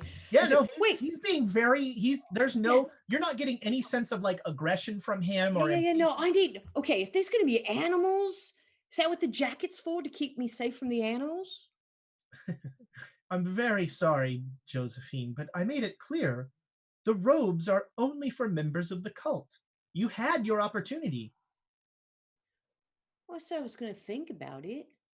Would you like to swear unyielding fealty to the cult of the Black Pharaoh? No, I had fealty to my ma and my dad, and they're not around anymore. So no, I'm not gonna. And I'm gonna stand right here and watch. Of course. I'll stand right by your side. All right. So it is not a fun thing to watch. And you take a look at your pocket watch, and it's about 11:15 when the chanting kicks into high gear. Right. Oh. So we cut back to the crew outside. How are you getting into the plantation? You think you can sneak along the side and maybe get to that back gate? Mm-hmm. But do you have our guns? No, we didn't expect to see you here. You were supposed to be back at the army base. Didn't we take their guns? Yeah, Joan brought their guns. Yeah. Oh, that's right, the carpet bag. Joan brought all the guns. All right, let's then we just need a vantage point from out here. We have to throw the powder on Nitocris in order to stop her. It's quite difficult, I've come to find. The Black Pharaoh will stop her. We just have to deal with the rest of the problems that are happening here. So what? Snipe off the worshippers? I mean, I'm not even sure what we're doing. The Black Pharaoh is apparently going to show up and take care of everything. I mean, after that, we just have to clean up the cultists. That's all right. There's a lot of them, and there's 4 of us. Everybody make a spot hidden roll and let me know if you get a hard success. That's why I said we need to find a good vantage point. Out here is, I think, better than success. Not a hard. Not a hard. Nope. Well, it wasn't a fumble, but it was close. I spend 4 to get a hard success. I mean, does anyone just have? Well, you mean spend luck? Yeah, spend 4 luck to get a hard success. Because Got a lot of luck. Who's good at spot hidden? And let's just do a reroll with inspiration. All right, I have a Don't 45. throw away your luck. I have a 72. Dude, let's just have her re-roll. You just reroll. You've met me, right? That's what we want it to happen. We'll have someone else reroll. Spending luck is a sure thing. Amy is another kind of sure thing. Amy is the other constant. We'll have someone else try if you fail. So just go Put for it it. this way, 30, I'm like, my hard success is a 36 and I'm at a 40. Reroll. The Spend 72. the luck. half of Don't 72. waste your luck. Half of 72 is 35. Is 30? Yeah, it's 36. Yeah. 1 and I 3 have of the reroll. 90 luck. Okay, fine. I'll spend it. Here comes the critical fumble. Right. By the way, you guys, I'm just going to say that It'll be while our you fault. think that I intentionally broke the world, I rolled a critical fumble and that's what broke the world. It I wasn't me. remember. It was the dice. We don't even know that the Emma and the other team is the one that did it. We just know that there's a horrible Emma. There's multiple of her in the dreamland, and that That's Emma. not true. We saw the picture. I rolled a 6. Nice. All right. So That's a critical success, woman. Don't even with us. not only does Emma find the perfect vantage point to like look out over things, she also remembers that 4 there were robes. binoculars in the truck. And Oh, okay. I was like, I get 4 robes. So do I she's- still have binoculars on me from the you probably do. Yeah. Well, no, they probably washed off in one of the Yeah. many dropping Washed off. under waters. So Seriously, Thomas, you want to look? The 6 in here. You can see the 6 right here. Is he calling shenanigans? Yeah, yeah. I'm fine with it. Oh, look, we've got a It's so hard to read. Why do you use those guys? Are those the been tutor confirmed? What number was it, Thomas? 6. There you go. I would never question you. So yeah, with the binoculars, you see Joe standing on a podium with the interior minister, like watching all of the dancing going on, and every once in a while they seem to be having a polite conversation, and then people are dancing around and slicing themselves up, and horrible things are happening down there. So should I pick off that guy first? Who's leading all this? Is there a cult leader that we see? You don't see Nitocris. Is there anyone here's else the who thing, who's though. supposed to be leading? And not only that, too, if you start with 1, we should all have someone in our sights to shoot right away, because just because you get 1, I don't need. How many are down in the pit? You count, let's see, 3 circles of 12 each, so there are 36 people who are. I have a handgun, Emma. I can't shoot that far. Yeah, that's what I'm saying. Well, we're still better off an advantage point out here, picking as many off as we can while they try and run off. It would take them a while to get to you at the very least. I've got a couple shotguns in that bag as well, if you want to use those. Shotguns are not great at long range. But when they come in close, yeah. When they come in close, I'd rather use the Switch weapon to I know how shotgun. to use. But we've got to get the professor past the onslaught of the cultists. Like, we have to sneak him past.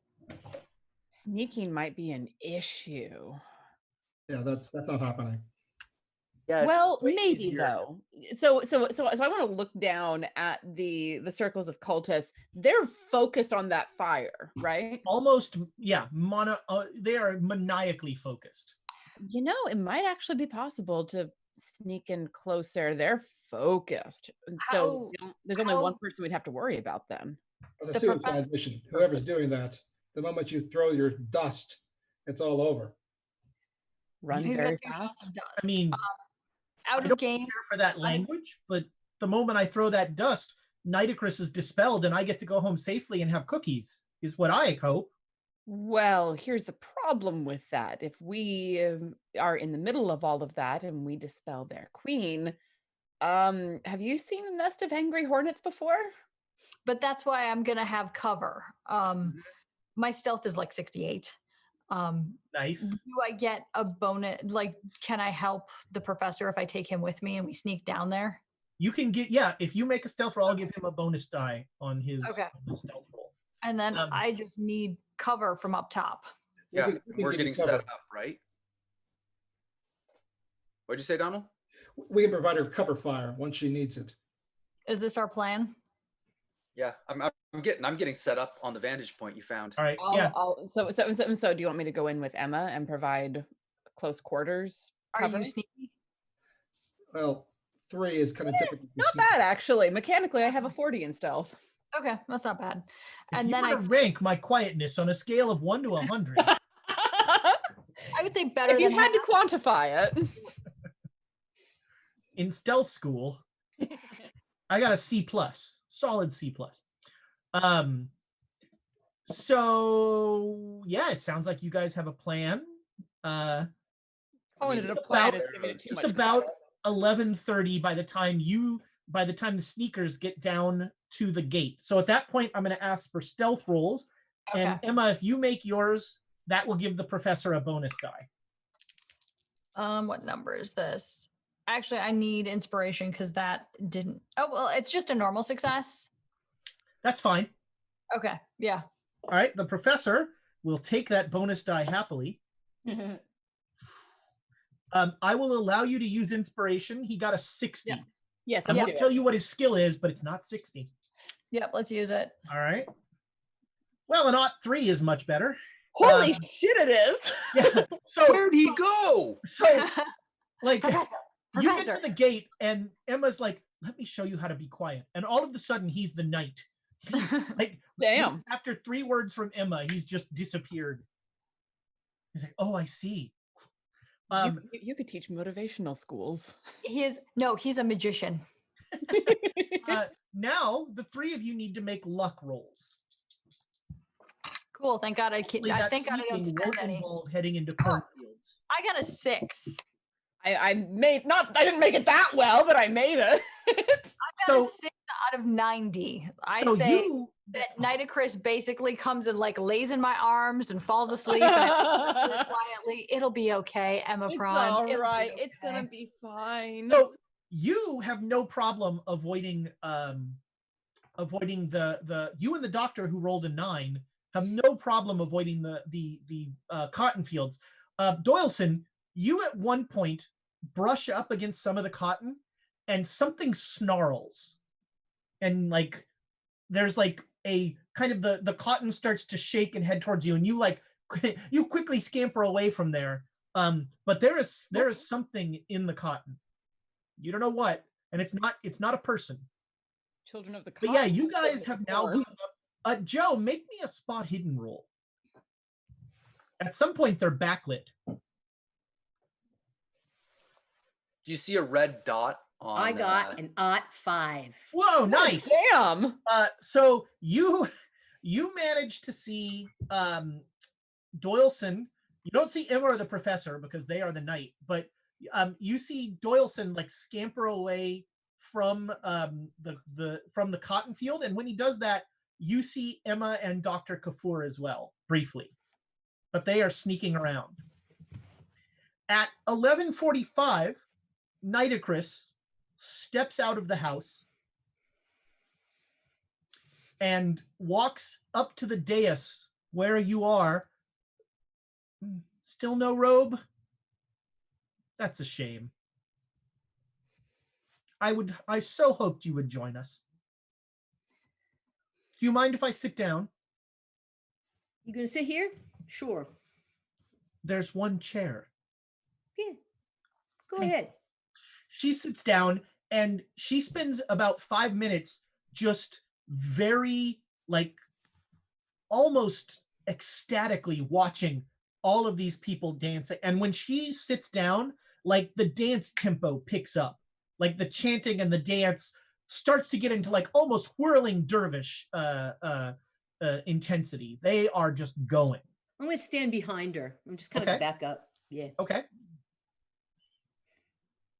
Yeah. So Emma and Doyleson and the professor, you are you have come all the way around. So you're behind the dais where Nitocris is sitting. Okay. And I'm gonna exchange a look with Emma because like we can see each other in the firelight, right? Oh yeah. I'm gonna exchange a look with Emma and then like indicate that we'll flank Kafur while he gets up there and does the deed. Okay. He gets none of that. Okay. He's just like, he's waiting. Basically, what he knows is when you give him the symbol, he's running up on the platform and throwing powder at her. Fair. Okay. Are we ready to give him the signal? Yeah, I say we give him the signal now. I'm like, okay, you do that. He runs up. He makes a throw roll. So, Joe, you probably want to use some inspiration on the professor. Yes. Started. Okay. So, oh, that was an Emma. Oh, Professor gets an Emma. He fumbled. So, Joe, you see some motion out of the corner of your eye, and you hear Minister Asif go, "What?" And Dr. Kafur runs up the steps, puts his hand in a velvet red bag, pulls back his hand, and the bag is still on his hand. And then he goes like this, and the bag just sort of falls limply to the ground, and he's got some like red, he goes, "No!" And he's like trying to grab red sand out of his hand as it's like sprinkling out. And Nitocris just looks at him and goes like that, and his head falls off. Make me a luck roll, Joe. And actually, also Doyleson and Emma, make me luck rolls. hard. Yeah, Not hard hard. success. All right. Actually, extreme. All of Extreme you made it. Don't see that Kafur's mouth is still moving and his Oh, eyes. Are good. Donald, do we start shooting? It's 11. It's 11:50. The Black Pharaoh is supposed to take care of Nitocris. Well, he What has, else? Putting and, them in I to think, shoot them. but our friends are there. So maybe we don't wait. Which target do you want? Nitocris? I'll take that ministry fellow. All right, Joe, what do you got? Yeah. So you can react as the Kafur runs up, tries to throw this. Nitocris just gestures and his head falls off. Oi! I'm actually gonna go run down. Okay, you take off running. Asif is going to try and grab you. So make a dodge roll. Actually, don't bother. It turns out that bureaucrats are not good at this sort of thing. He like ineffectually Try to grab an fumbles- acrobat. Yeah. Sure. He That'll- ineffectually fumbles at you as you go running by.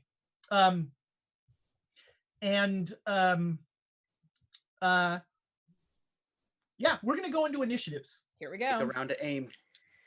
Ready to firearms. Hmm? Ready to firearms. Come Yeah, on. you both have readied firearms. My So dex you're is gonna be 90. plus 50 on initiative. All right, so I'm 130 on initiative. All right. But are we aiming? We're taking time. You can take the round to aim if you want. No, you have them readied but not aimed. Yeah, I'm So if aiming. you want to take this time to aim, then you'll have a bonus die next time. But anyway, plus 50 to your dex. So I'm gonna start at 140s. I don't know what Flint's dex is. I don't remember. Well, I'm gonna aim anyways. Okay. So So you're aiming. I'm 130. I'm also aiming as well this turn. Okay, you both aim. On 100, Nitocris stands up, and in a voice that echoes throughout the canyon all around you, she says, "Blood will bring forth the children of the sand," and she grabs Minister Asif and just cracks his head to the side, and his neck just goes conk. There's like a horrible cracking noise. And she throws his body into the fire, and all of the cotton fields start to rumble. Donald changes target now, or do you still want a shot at him? Do you still want to No. just on principle? 90s, 80s. All right. So Joe's Joe. got 90. So I'm actually going to try to run down and grab one of those coats from one of the dancers. So you're gonna go take a robe off one of the cultists. The minister is Right. not using his anymore. Oh, It's on yeah. fire. Yeah, got no, thrown he into got thrown in fire. the fire, so I'm not gonna do that. No, I'm gonna go down and I'm gonna All right, make me a strength roll with a bonus die. okay. And that's I do the 10s. Okay. Oh yeah.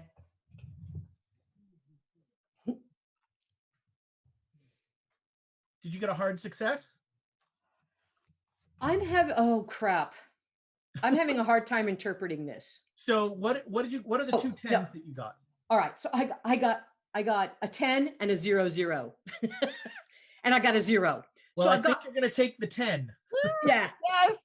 Instead of that 100. Yeah. Yeah. Yeah. So I'm guessing that's a hard success, depending on what your strength is. But yes. Yeah, Yes. hopefully. Yeah. It's an extreme success. so you yank the person is dancing and like their robe was kind of hanging off them halfway anyway, and you just throw them to the ground and yank their robe off, and you now have a cultist robe. Yes.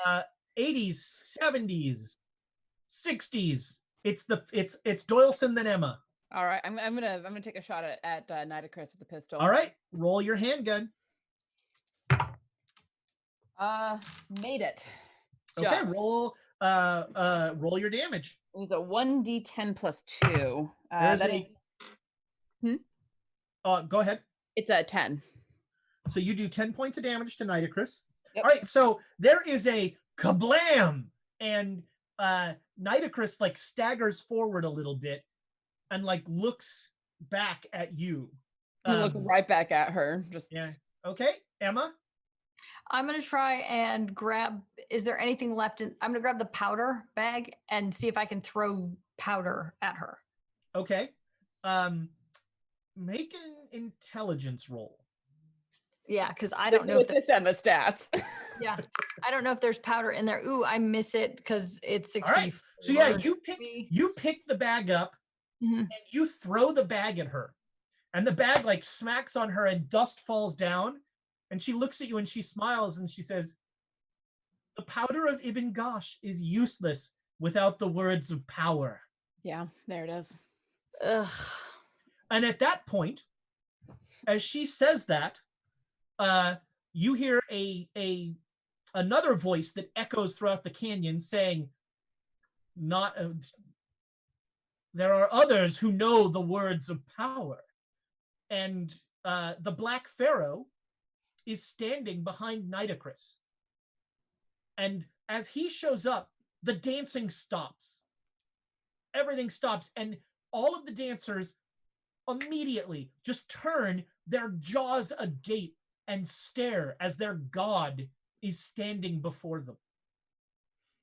And it is silent now, except for the crackling of the fire. And the Black Pharaoh, like runs a hand across Nitocris's jaw, and he says, "My love, my love."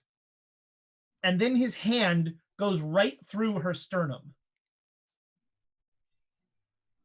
And he has her heart, and he pulls it back out of her. And she has this shocked look on her face as she has just been betrayed by her husband. And she drops slowly to her knees. And she's just looking up at him, wordlessly mouthing something. And then she falls forward. And the Black Pharaoh takes her heart and puts it in a bag. And then he looks up at the sniper's nest where you guys are and just nods, and then disappears into a cloud of scarabs that scamper away. Alima! Yeah. Several things happen at this point. All the robes that the cultists were wearing turn into those clouds of scarabs as well and disappear. So the thing in your hands, Joan, turns into a cloud of scarabs and disappears. And the rumblings from the cotton fields become a lot louder. I need to get An idiot! And I think we're back in initiatives. So, Flint, I think you're first. Yeah, I'm just taking. You're first. No, I think Donal would probably. Oh, Donal, all right, with a 130. Yeah. Are there any targets that aren't cultists? Any strange creatures, anything like that? Nope. There's like, you see cotton kind of like rippling and stuff. Okay. Is it possible to delay my action until I see a target? Sure, if you see something that is, if you see something that is non-human, you will shoot it. That's what I'll do. Okay. Flint? I'm going to take a shot at a cultist. Okay. You blow a cultist away. Okay. You three are, Joan, this is a surprise to you, but all of a sudden there's a padam, and a cultist just dies off to the side of you, snipered from somewhere. Oi. And I see Dr. Doyleson and yeah. Should we just get out of here? Let's go. Yeah. All right. So at this point, I think actually we don't need to deal with initiatives. If you guys are going to run, all three of you make me luck rolls. Yep. I would like to yell car at the front door. Yes. Ooh. Barely. Oh, 07. I didn't make it. Emma missed a luck roll? Which is hard because I know. want that fine line of I was a 94, so I didn't fumble, but I didn't make it. I'm impressed. How about we inspire that? Because your chances are great. Yeah. Of that. Yeah. Yeah, 24 now. Okay, right. much better. So everybody made the luck rolls. So basically, you make a beeline for that back gate. Wait, okay. Can I shout something as they're doing that? Sure. Kafor's still alive! Get his head and body! You faintly hear, Kafor's still alive!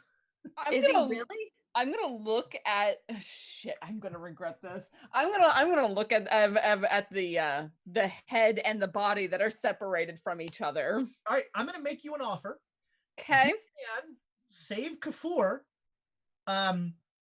but it's gonna delay you long enough that you're gonna be involved with the things from the field, from the cotton. So I'll cover you. So anybody who wishes to stick around, of the three of you, to save Kafor, let me know. Emma's already gone. Yep. My strength's at 35. I'm not picking anybody up. No, that's the guy who gave me the book, right? Yeah. Yeah. Mhm. So I'm gonna try. if you yell at me, I'm gonna be like, Joe, he needs our help. I'll grab his head. There we are. All right. So both I will handle the body, you handle the head. All right. So Emma, you run ahead towards the back gate. You are fine. Guys who are covering, both of you make me rifle rolls. All right, here we go. I do have something I want to do on my next turn. All right. 04. 04. Nice. Oh, well, yeah, I just got a regular if I can't. Hey, both of you shoot. All right. So there are awful black shapes emerging from the cotton fields and starting to wade into the cultists. We don't and worry starting about to like devour them. One of them was heading kind of by where Joe is, and you both just go blam, blam. There are 2 rifle shots.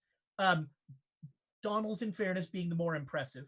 But it took 2 to drop it, and it drops. And so, Joe, you hear 2 rifle shots behind you. Both of you who are saving him, you grabbed his head. So make me a spot hidden roll, Joe. Yes. Uh-oh. So you pick up his head and you make the mistake of looking at it. And his eyes are open and cringed with terror. And he's mouthing words to you. Make me a sanity roll. Yeah, there it is. Yes.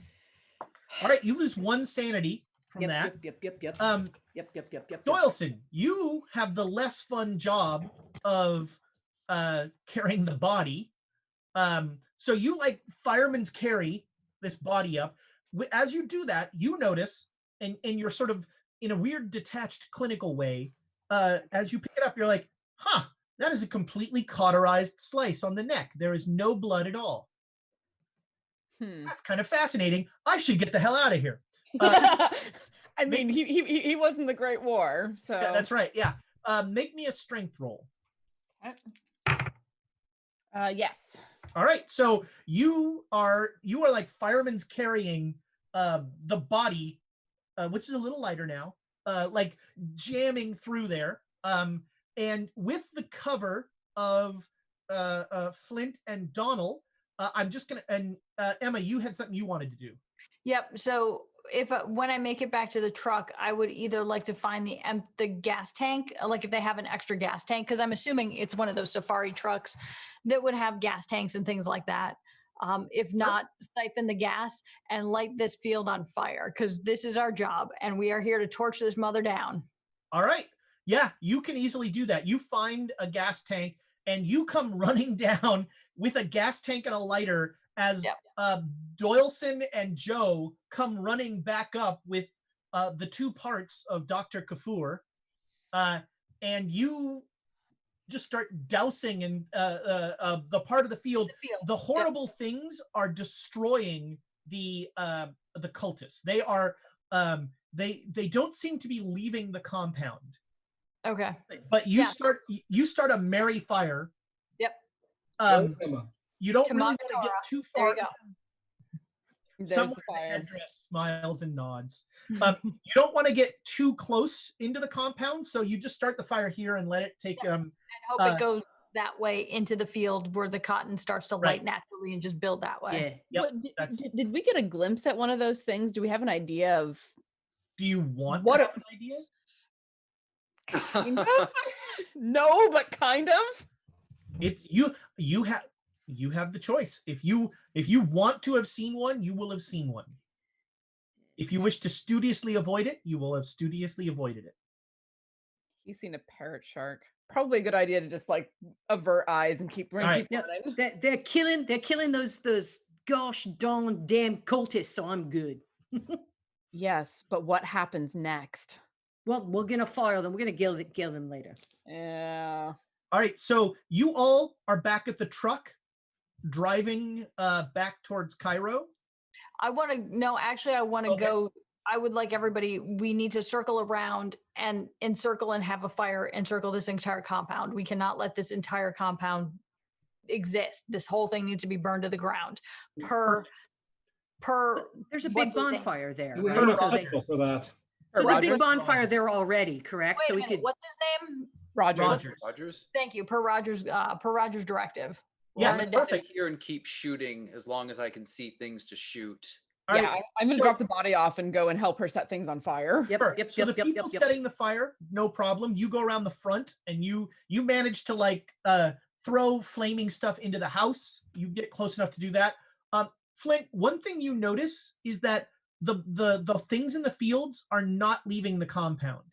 They're destroying all the cultists, but Still shoot them after they. Sure, yeah, you can sit there and ping on them all you want. But the important part is they're not leaving the compound. They're still contained here. They were not released by the ritual. And They yes, still need to die, but as you all come up and come back together on the rise, the plantation is burning like nobody's business. There's probably going to be some very unfortunate firemen at some point, but not your problem. So I mean, it's way outside the city, like an hour outside the city. It's going to take a while for anyone to notice. Yeah. So you head back towards Cairo at this point. Dr. Kafur his body is lying in the back of the truck. His head is sort of tucked into his arm so it doesn't roll around. Some of you will have to be in the back of the truck. yeah, I'm familiar with this. Yeah. Blink Yeah, twice you if guys you might be know more how to comfortable reattach. with the head. Oh shit! I'm the doctor in the group. I would want to have a look and All right, if I you've can never figure seen anything out. anything like this. His How head has still- been removed from his body, yet he lives, and his body is breathing. It's magic. Don't think about it. Magic. Magic. That might be our episode too. There's There the you title go. for the next That's it. episode right there. Perfect. We- Perfect. We don't know how to fix this, Flint. We don't have the power to reattach this fella. Does Have you this s- guy know any?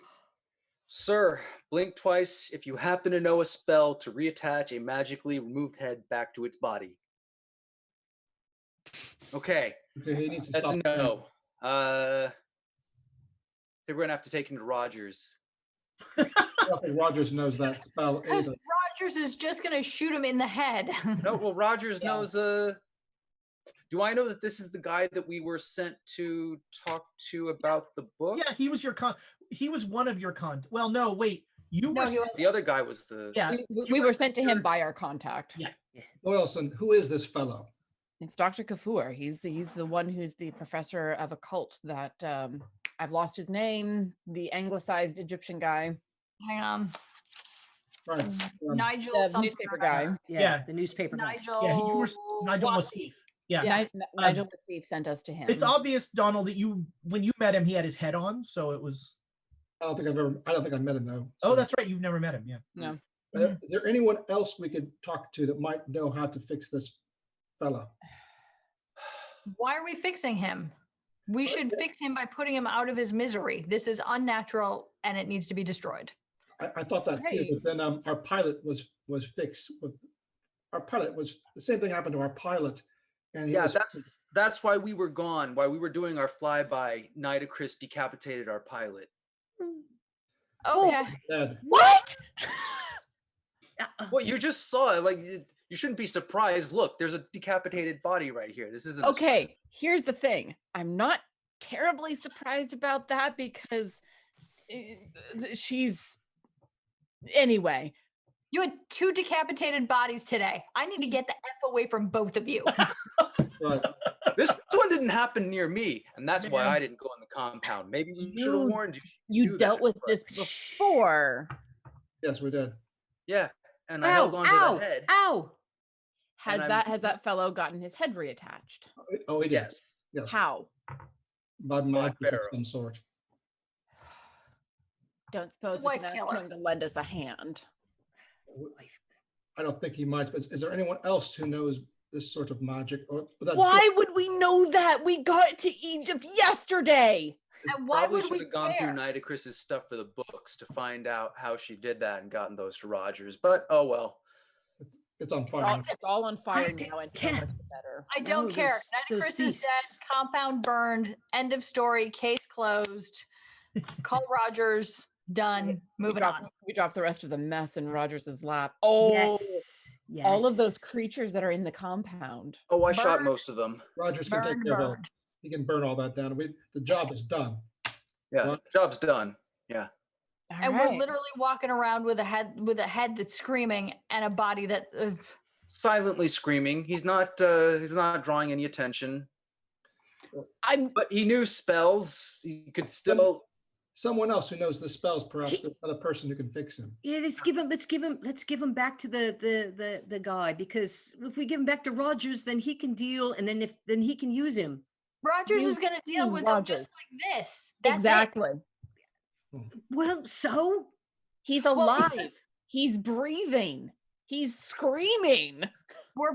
We are bad soldiers if we leave this problem for Rogers. The most conscientious and kind thing to do is put him out of his misery. but we didn't do that before. And that guy managed to recover and go back to his wife who he's cheating on. Well, maybe he's Well, the learned Black his Pharaoh pointed lesson. out that he cheated on his wife, so it Maybe was maybe a he's lot of, learned his lesson. I don't know.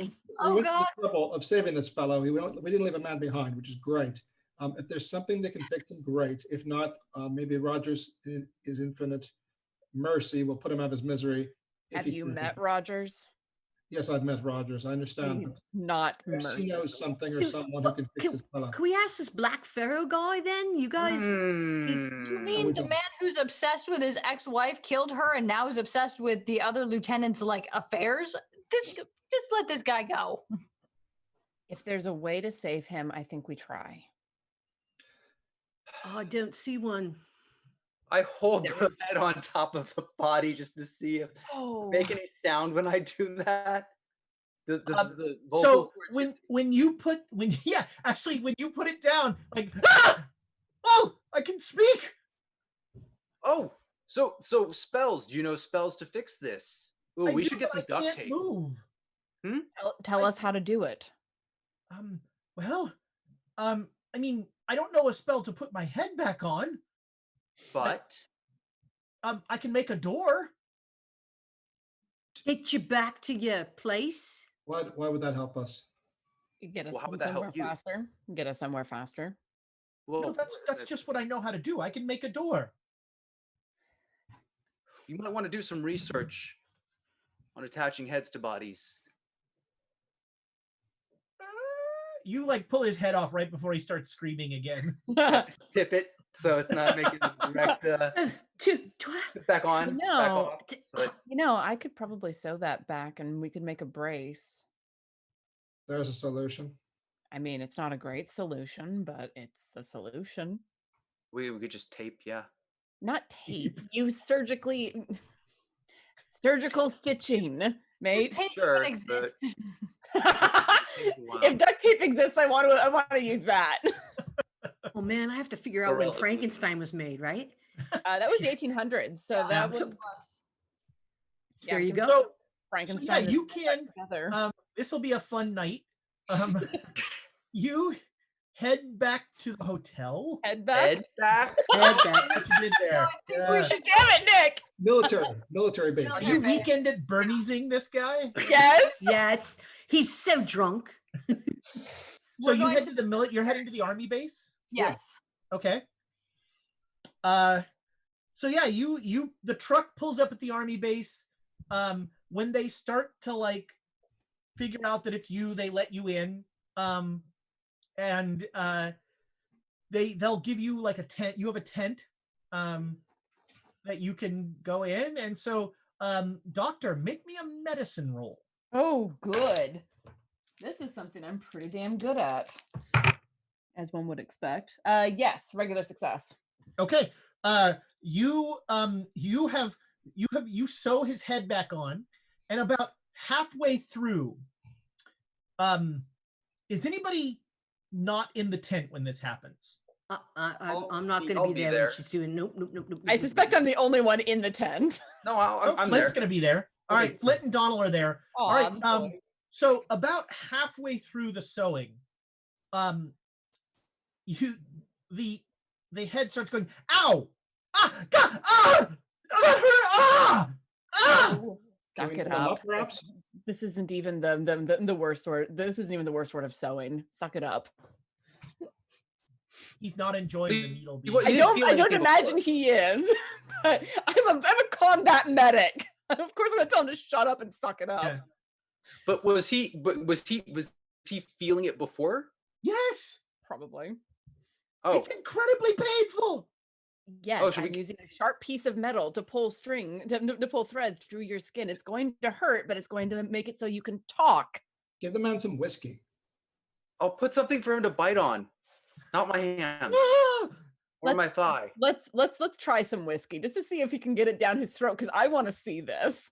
Oh God! No, his head's not completely attached. Don't do that. Down, and it doesn't seep out, but it just fills his. He's gargling. He's like, it's not going to get down there. He's cauterized. He's cauterized here. I'm a Donal. Drink. He can speak, but he can't drink. No, because he can't drink because I give him something to bite down on. He's Muslim. All right. So you will come to find that Dr. Kafur he has no control over his body. He has control over his head. And so, he's like put in a wheelchair basically, and he's, an invalid, but he's like, I want to go back to work. How about we get you back to the museum and you start researching how to undo what the Queen did to you? Yes. Cool. I would love to do that. But how is he going to hold a book?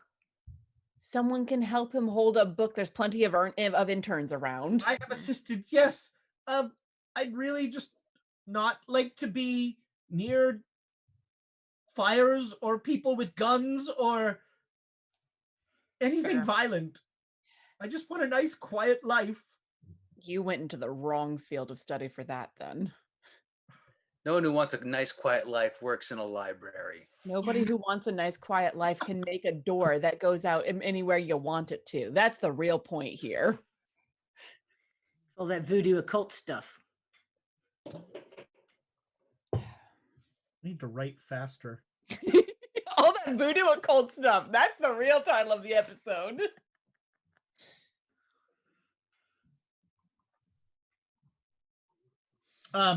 So that night, after things have sort of quieted down, you all are sitting kind of in the tent, just like, wow, what the hell just happened? And all of a sudden, Donal dissolves into a cloud of scarabs and is gone. Oh. I forgot to mention something. Oh, what? What? Exactly. Did you forget to mention Flint? He made a deal with the Black Pharaoh that after this, the Black Pharaoh was going to send him to Singapore. Singapore. Singapore. Singapore. What's in Singapore? Hong Kong. Shanghai. Hong Kong? Shanghai. Oh, keep track of these places. No, I say Singapore. Yes, yeah. Flint's a little unsure on the details. Like somewhere, I don't know. He's going after some sort of headdress, All right. which will give him powers. Why did he make that deal? That doesn't help anything. I mean, we've stopped one problem to create a worse problem. In exchange, there was the killing of Nitocris. Okay. Which again, I'm not really condoning husbands killing wives. Not really. Not really. And apparently the thing that pushed him far enough to make the deal was that the Black Pharaoh said that if he got him the headdress, he would explain the rules to the game. Boy, what game? What a mess. The ending the Earth game.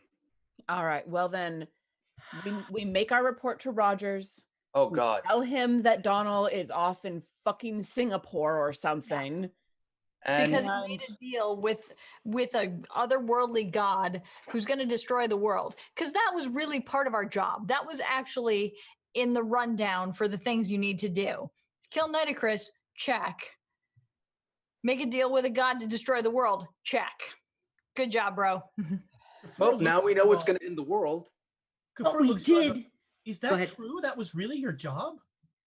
What? To kill Nitocris? Yes. To kill Nitocris, yes. The rest of it was her being facetious. Oh. I don't think that's the right word. No, I think that's the So right word. sarcastic. That is the right word. I'd So, bet, yeah, I'd bet good money Donald's just chasing Alexandria. But that's none of my business.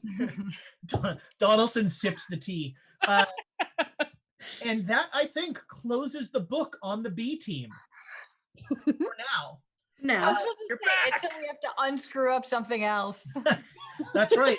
Yeah, Rogers is just going to put you on a boat to Shanghai tomorrow. To Singapore, apparently, tomorrow. That'd be awesome.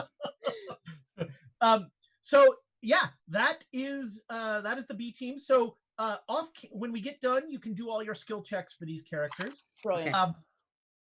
I guess we won't do any spoilers. Next week, Donal will be returning to the Great Dane Society. Who knows what that means for Yusef or for the Headdress of Eyes. Well, the Ellie, whatever his name is before, needs a research assistant to help put his head back on. Yeah, that's right. We'll burn that bridge when we get to it. I think Yusef would be only too happy to sit in the library and telegram you guys useful information. As he sits next to someone with stitch With a marks stitch around marks his ahead. back. Yes. That's He a has to great way to finish- spend his time. He has With to the book. finish teaching us magic. So next on. week we will be back to the Great Dane Society as they arrive in Shanghai, and Nick will have to shave. Nick is We'll very glad to get shave. We'll Get get to- to shave. And And the green hair returns. yeah, that's right. And Emma's still Emma. And this Kind is, of. actually the right hair color and about the right length for Alexandria. So cool. Yep. And I'll probably have gained 5 pounds. That's so yeah, that is our story. Right. First of all, thank you everybody. We had so much inspiration tonight that you blew us away, and it's all but 3 of it is going in the old book. 4. We get 4. 4. Hang on. 10, 11, 12, 13, Wow. 14, 15. 15 going in the book. 15. I'm Yeah. guessing that means that Monday Warren's going to get a giveaway. Yep, he will. Yeah, so 'Cause that's come watch on Monday for 35, another giveaway, 36. Carbon 2185. So yeah, our the week, you guys tonight triggered the Book of Inspiration. You Cool. wonderful fools, and Thank you. a Panthrope again. Thank you for those subscriptions. That was huge, amazing, and a lot of fun tonight. So don't forget Monday, Carbon 2185 with a couple of the folks here. Tuesdays, the Chaos Agents with one of the folks here. Then Saturday, we're back here to cause more chaos and see what goes on. I also have some exciting news. Talon Sorn can once again post in the forums. He is, if you'd like to know his home address, just tell him he's going to win something and he will send it to anybody. We've learned it's no problem. You will win a pizza. That's right. I have 30 pizzas headed your way. And tonight's quotes, there were several. Let's see, we have where else do you put dead bodies but the closet? It's not like a normal cut off head. They're here to rescue us. I think they're here to capture us. This is way worse than Cultists, which is a pretty good title. This is also a fine title, A Bossy Piece of Jewelry. When he lost his head, he completely lost his head. He's gonna kill her again. This is just a marital dispute. Those would demonetize us so quickly. So fast. She's going on an otherworldly murder spree. Maybe the otherworldly helps that. I don't know. No. The question is, who does that even apply to? Because I feel like that could be any character at any given time. I mean, that's Alexandria half the time. Let's just be That's real true. here. It's magic. Don't think about it. I love that one. Yeah. We got to Egypt yesterday. No one who wants a quiet life works in a library. Yep. That's and all Cthulhu that in a voodoo nutshell. magic stuff. I don't know, Yes. man. A bossy piece of jewelry is pretty good. That's a good one. I mean, especially But since we'll be dealing with a bossy piece of jewelry next But week. I like it's magic. Don't think about it. I That's really love that Yeah. one. We should do that one. good. I also Well, do like though don't lurk in the library one, because that is Cthulhu in a nutshell. that's true. Yeah, no one. That is very Cthulhu. That is very true. Well, we made another week. Let's do it again on next Saturday. Thank you so much, everybody, for spending part of your geekend with us. We had a great crowd tonight, and again, I say this every week, but this is just good for my sanity. You know, getting together, laughing with you guys, Yeah. having a great time for a couple of hours, and forgetting that the world is ending. The world is burning. Yeah, that's right. That's right. So I really appreciate these chances to play with you guys. I hope that we've given all of you a chance to laugh a little and have some fun. That's why we do what we do. And someday we're going to do it in a room with each other again. I cannot wait for that day. Yes. Mhm. I should warn you, Tiana's a hugger. So just, if you see her, be prepared, except for that one guy. That's Yeah. Anyway. and we will see you next week. So long.